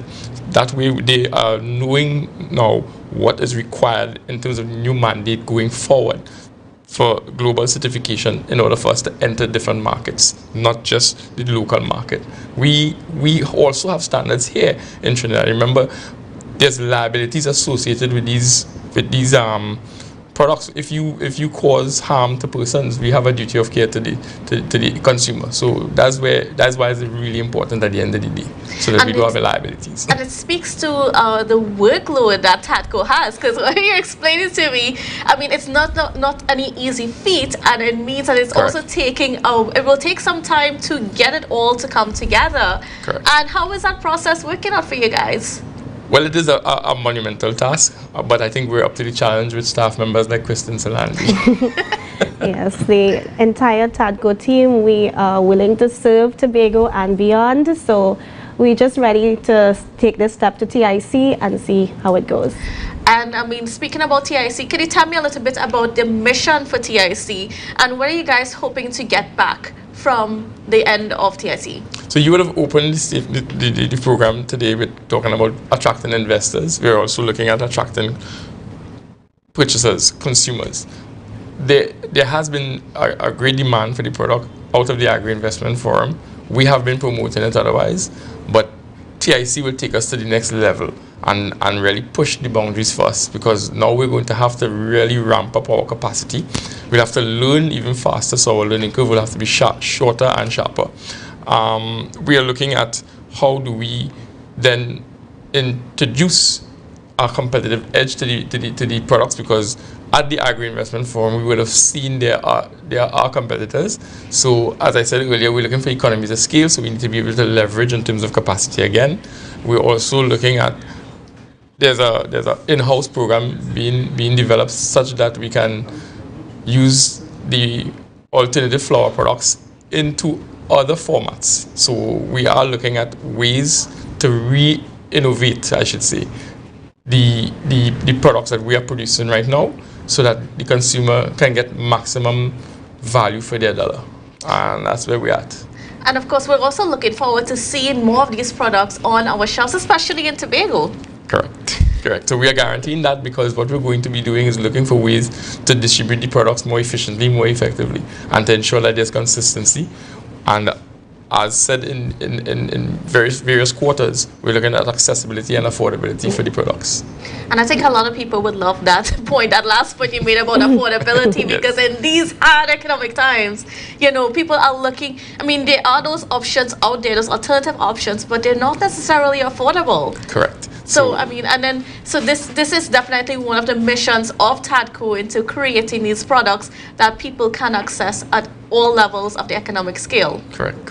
So that's why it's important with the work that we've been doing from the primary producers on to the agro-processors. Okay. So now we have a question from one of our viewers, and that is in regards to the quality of the products. Now, does having a high quality product mean that there's going to be chemicals in them? No, it doesn't necessarily mean that there's significant preservatives or chemicals. It's just a matter of the ratios. So the quality testing that we have done so far has been for shelf life, has been for quality of the produce in terms of no microbial enzymes that will affect in terms of consumption. So once you consume the product, you will not have any side effects. That's most important at this juncture.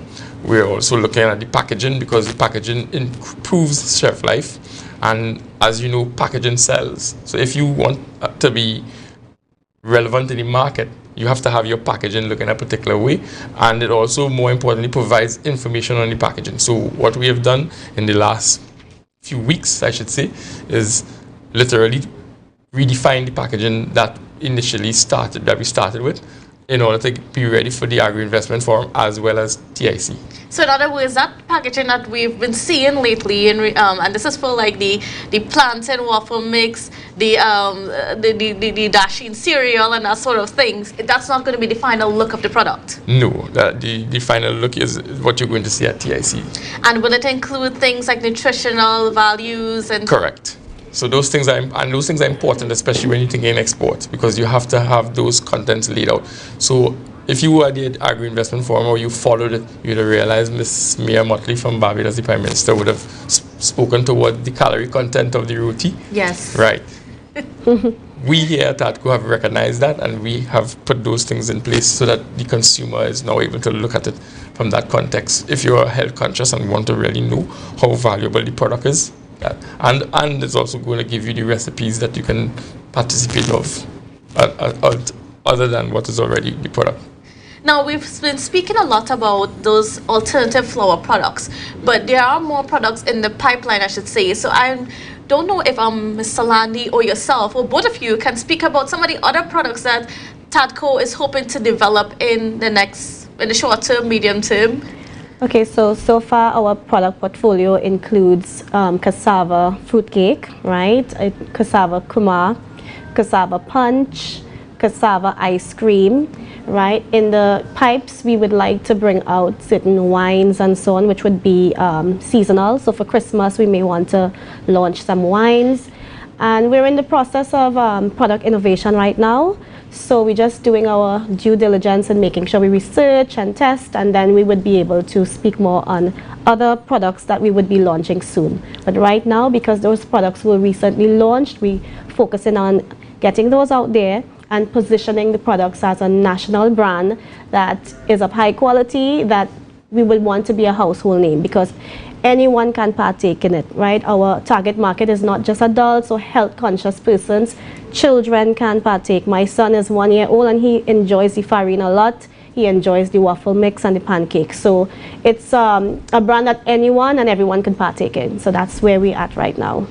And I mean, we're hearing this and we're just excited to see these products on our shelves, because again, it should be a household name. Yes. As we're preparing to get it outside as well. All right, so Mr. Salazar, I guess, I could just wrap it to you in terms of, getting ready for TIC and, telling Tobago about the mission and the drive that TIC has towards growing agribusiness in Tobago. Right, so the intention, once we get to TIC and we've built that capacity in terms of attracting investors and in terms of attracting consumers, the spill-off effect would be income generation for the SMEs, income generation for the primary producers, the agro-processors, looking at the island itself generating its own income through the agricultural sector, from farm to fork effectively. Then we look into product innovation, then we look into tapping into global markets once it's attainable. We need investors in the sector who are serious about putting out their money and making sure there's a return for the investment. TADCO is about securing that return on the investment for the investor as well. So even the agro-processor and the primary producer, those persons put time and effort into their projects, and we have to ensure that their projects succeed on the island here. As you know, we are living in a changing world, and persons may have to become more innovative and more lean towards more entrepreneurial activities as opposed to being employees. So we at TADCO are facilitating that and ensuring that you can succeed, ensuring that the agricultural sector is attractive, and we will get that attractive result based on how we present ourselves at TIC. We believe that we will get those sort of feedback. All right, well, we're certainly looking forward to that, and we're certainly looking forward to see what the results are and how we can continue growing our agribusiness in Tobago and, you know, putting it on a different level than it was before. Correct. All right, well, thank you guys so much, Mr. Salazar and Ms. Salandi, for being on set with us and for speaking to us a little bit about TADCO's mission at TIC coming up this week. And, you know, Tobago Updates will continue to have you covered for TIC because we are planning to go down there. So that's something for you to look forward to. We'll be following what's happening. And, of course, we'll be looking out. I mean, TADCO continues to come on with us and to continue to share each step of the journey as we're getting to that point of having that sustainable agriculture industry here in Tobago. All right, viewers, so that's what we have for this segment. But we have a lot more coming up for you after the break, so don't you go anywhere. Tell us about your organization, institution, when established, organizational structure.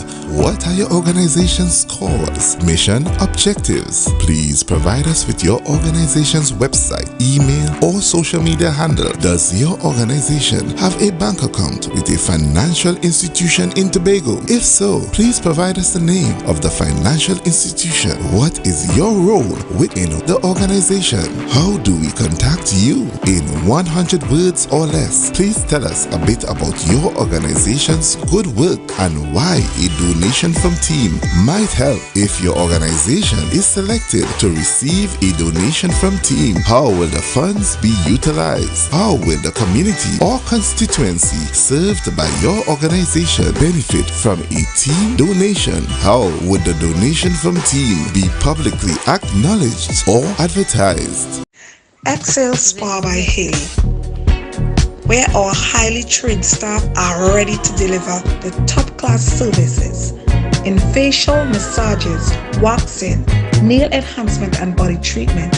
We are ideally located at Coco Avenue, Susalands, Tobago. You can find us on Instagram, Facebook, TripAdvisor, or you can call us on 730-0149. Excel Spa by Haley. Relax, renew, and rejuvenate.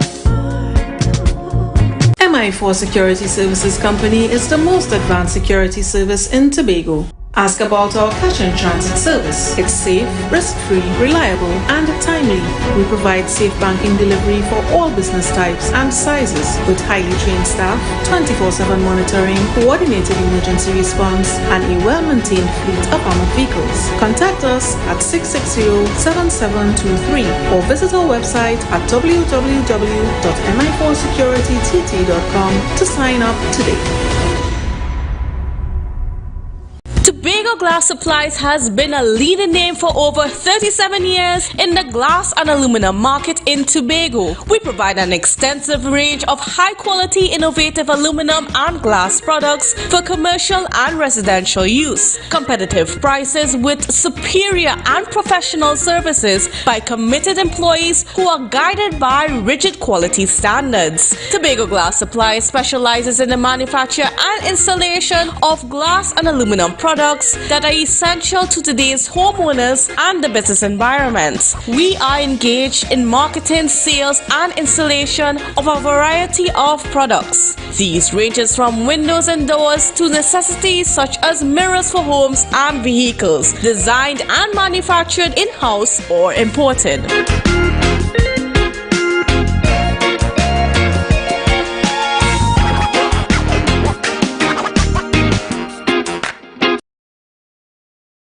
Melanated ones,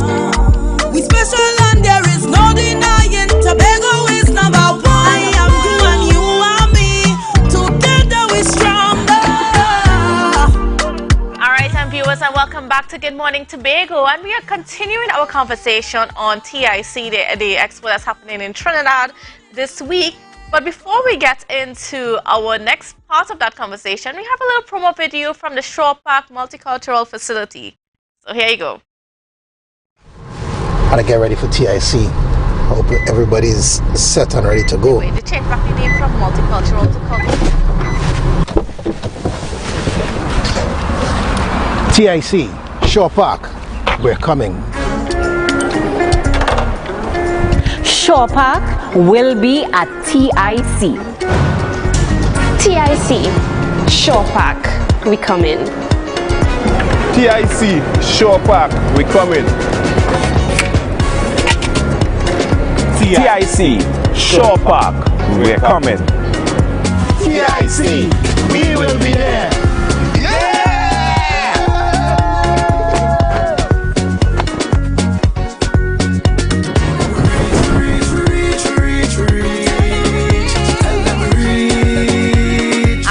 And of course, we are going to be, as you know, as that video hinted, we're going to be talking about the prospects for the Shore Park Cultural Complex at TIC. And to speak to us about that, we have the executive coordinator in the form of none other than Mr. Kern Cowan. So good morning and welcome to you, sir. Good morning to you. Good morning to Tobago. How are you all?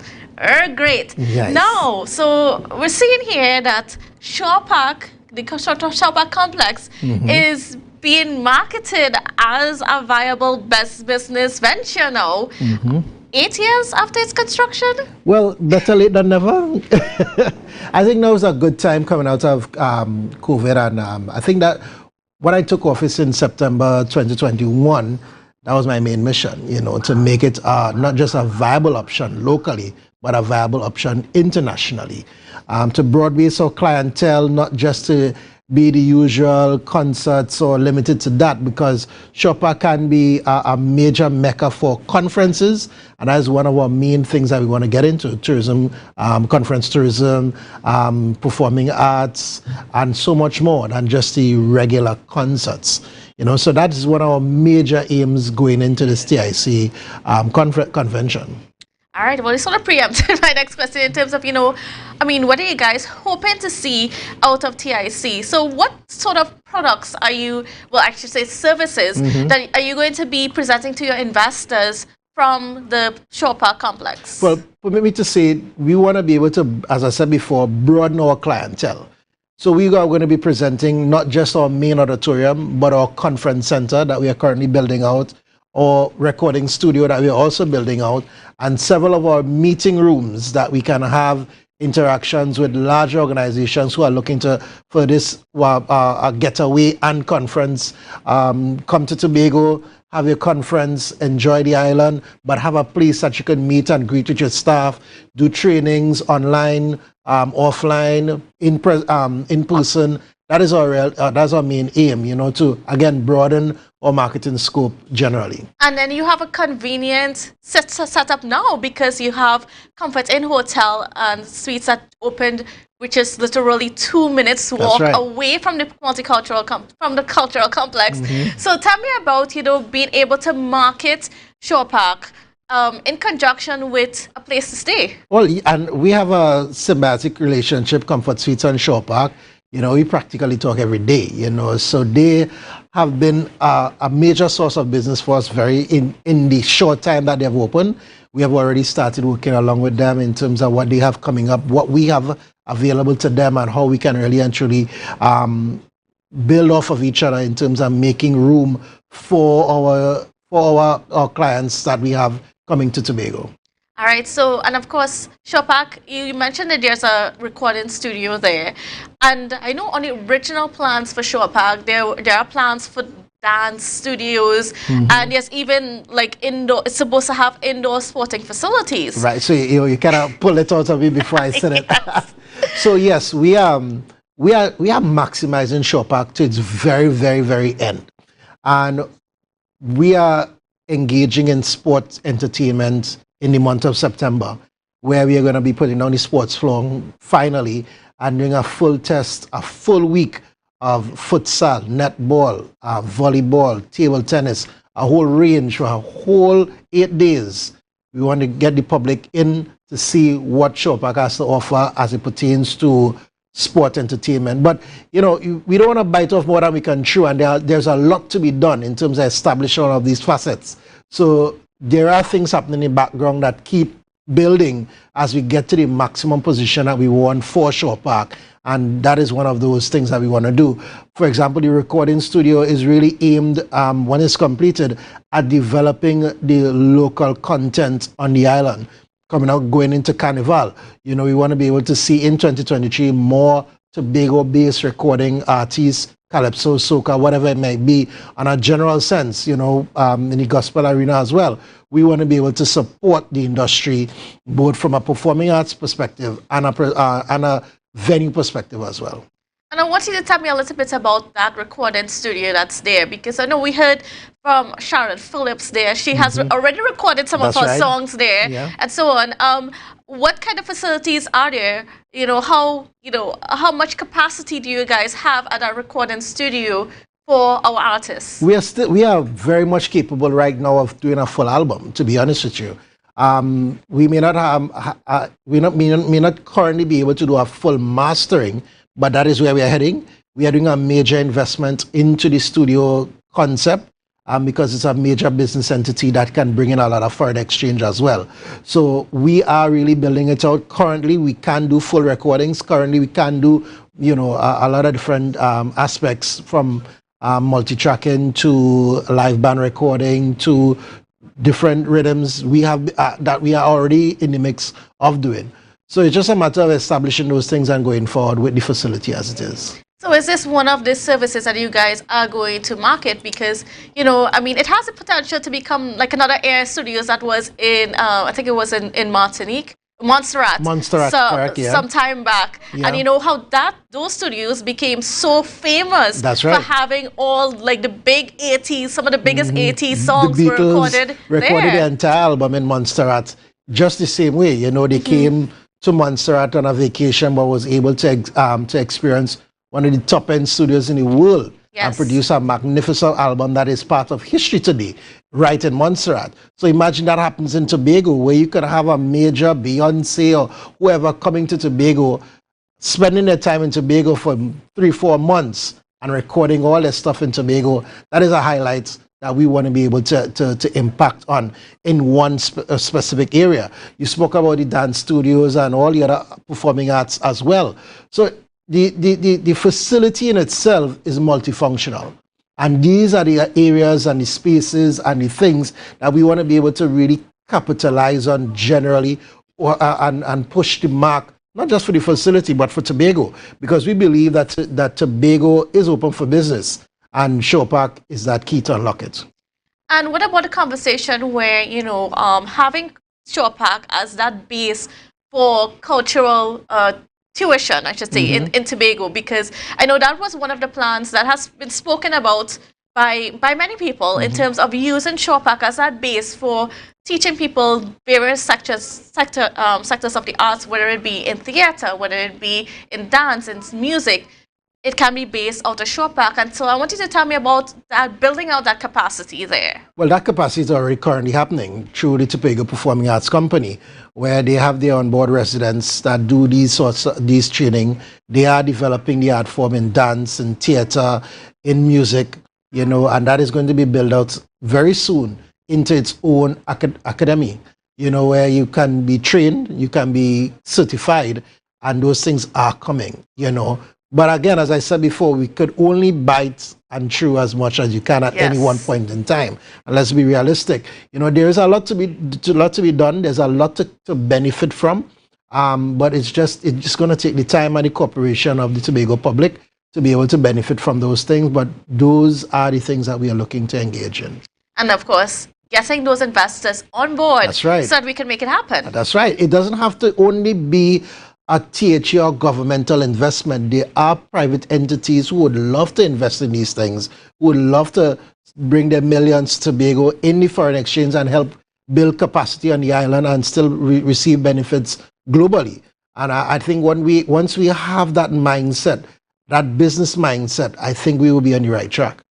All right. So, I mean, so TIC, we're looking forward to it. Are we looking forward to see Shore Park? Has this ever been done for Shore Park? No, sir, it has never been done before. Coming out of the bitter cassava experience when we did the Taste of Tobago at the Queen's Hall, when we saw the opportunity for TIC and the benefits that we were able to get and the clientele that we were able to kind of inject into at Queen's Hall, we said, you know what, this is really a model that we need to tap into greater. So even while we are talking TIC now, we are still talking about, you know, international exposure, World Travel Market, MICE convention in Las Vegas, and all these things that can really actually open the door for Shore Park and for Tobago. You know, the more that we could expose that there is a large venue in the Caribbean, and mind you, Shore Park is the largest venue in the Caribbean. Once you can say that loud and proud, we can attract some major investors, you know, touring companies through going through the South America. They are looking for venues like us who can bring large-scale people to the island, to a venue that they can have their show, a one-stop shop in collaboration with places like Comfort Suites, etc. So there is a lot of opportunity in us marketing all of the Tobago companies under the remit of the THA. So once we have that united approach, we would definitely see greater investment into the island.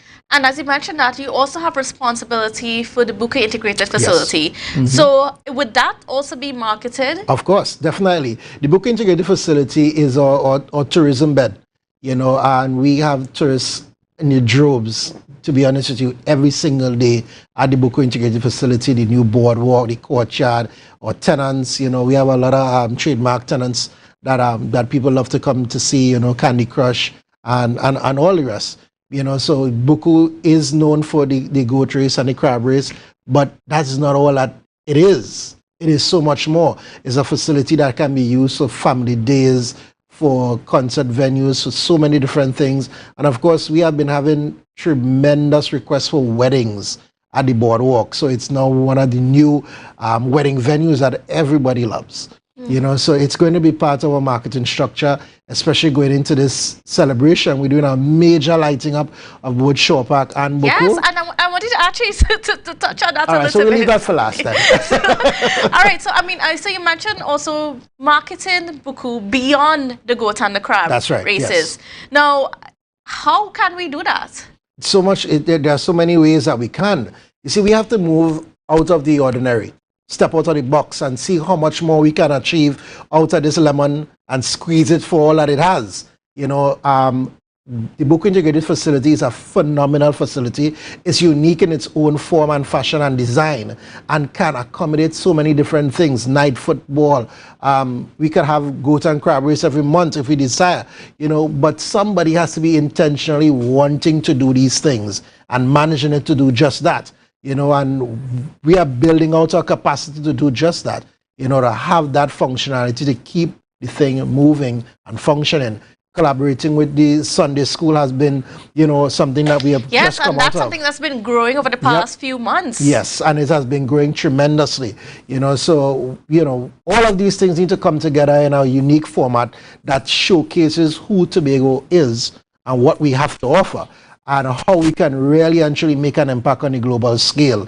And the more opportunities that we have to get people here, the better we are. You know, it gives our guest houses in Buku, you know, filling capacity. It gives our restaurants, businesses. It gives our tour operators or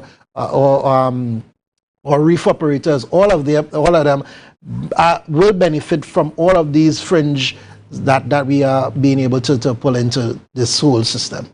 And how much does the beach activities in Buku, how much is that associated with the Buku Integrated Facility? Well, while the beach itself is under the Division of Tourism and the facility is under the Office of the Chief Secretary, we're all Tobago, we're all the THA. So we don't leave anybody out, you know, because fisheries is also there. So it's a tourism, fishing village that we all work together to build, you know, and we attract a lot of guests, especially on the weekends, especially on the vacation, on holidays, etc. You see large droves of people at the facility, and you know, with the bar on the boardwalk, and the, you know, our public bathrooms and the beach there and all the activities that happens, it really gives you a one-stop shop to enjoy so many things.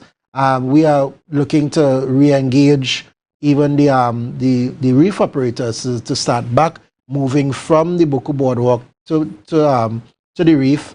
We are looking to, in the short run, to establish a taxi stand at the Buku integrated facility, that there is more accessibility. And in preparation for the upcoming cruise ship season, we are upgrading our museum facility, that we have more to offer to the people, give them the tour, the 9 inches of rope story, the entire shebang, you know, that we can really and truly build out that product. Right. You know, so it's quite an exciting time. Yes. And I'm looking forward to great things. And as you mentioned, exciting. Now we're all looking forward to that announcement that we had over the weekend. And there's going to be a lighting up ceremony at Buku and at the Shaw Park Cultural Complex. That's right. So, I mean, what can we expect? What is this lighting up ceremony going to be about? It's going to be a grand experience. It's going to, the intent is to express who we are as 60 years. Celebrating our heroes that brought us to the 60 years is our intent, you know, to really and truly put forward that grand expression of being able to celebrate 60 Diamond Jubilee. When we saw what was taking place, you know, we said, you know, we can't be left out of this, guys. Let's come up with a concept, you know, and he said, well, let's do something elaborate. Let's celebrate the people that brought us here, you know, the trademarks that brought us here, the Wendy Fitzwilliams, the Atto Bolden, you know, the people that made the marks that put Trinidad and Tobago on the map, you know. So our theme for Shaw Park and for Buku this 60th is to, you know, celebrate the heroes of 60. You know, so it's going to be a grand lighting up. It's going to start from the 27th at Shaw Park, and it's going to run till the 3rd of September. From what time? From 7 p.m. So every night at 7, you're going to see the light show. You're going to see some little surprises. You know, but we are encouraging everybody to pass by to see what's happening. It's open to everyone. Don't let that pass you by. You know, and it's going to happen at Buku as well, starting from the 20th to the very 3rd. There is going to be a ceremonial opening on the 27th at Shaw Park and on the 28th at Buku. And when you get there, you will see how much more you can enjoy these facilities. The intent really is to bring people in, you know, let them feel. We don't want to be separate from the people, and we want them to know that Shaw Park is one open for business, and the people are looking forward to being a part of them. All right, so some exciting things to look forward to. That's right. Certainly this week at TIC, and then this weekend at both facilities. That's right. It's going to be Buku busy. Integrated Facility, the Shaw Park Facility. You know, look forward to this awesome light show that we're going to be seeing, celebrating our independence, our 60 years of independence. Yes. All right, so I want to thank you so much, Mr. Cowan, for being on set with us and for just giving us some updates on what's happening and what are these exciting developments with our facilities. All right, viewers, well, that's all that we have for the show this morning. I want to thank you so much for staying with us and for viewing with us. Have a wonderful, productive, and safe day, and we'll see you again in the morning at 7 a.m. We are beauty, we are power, we are people in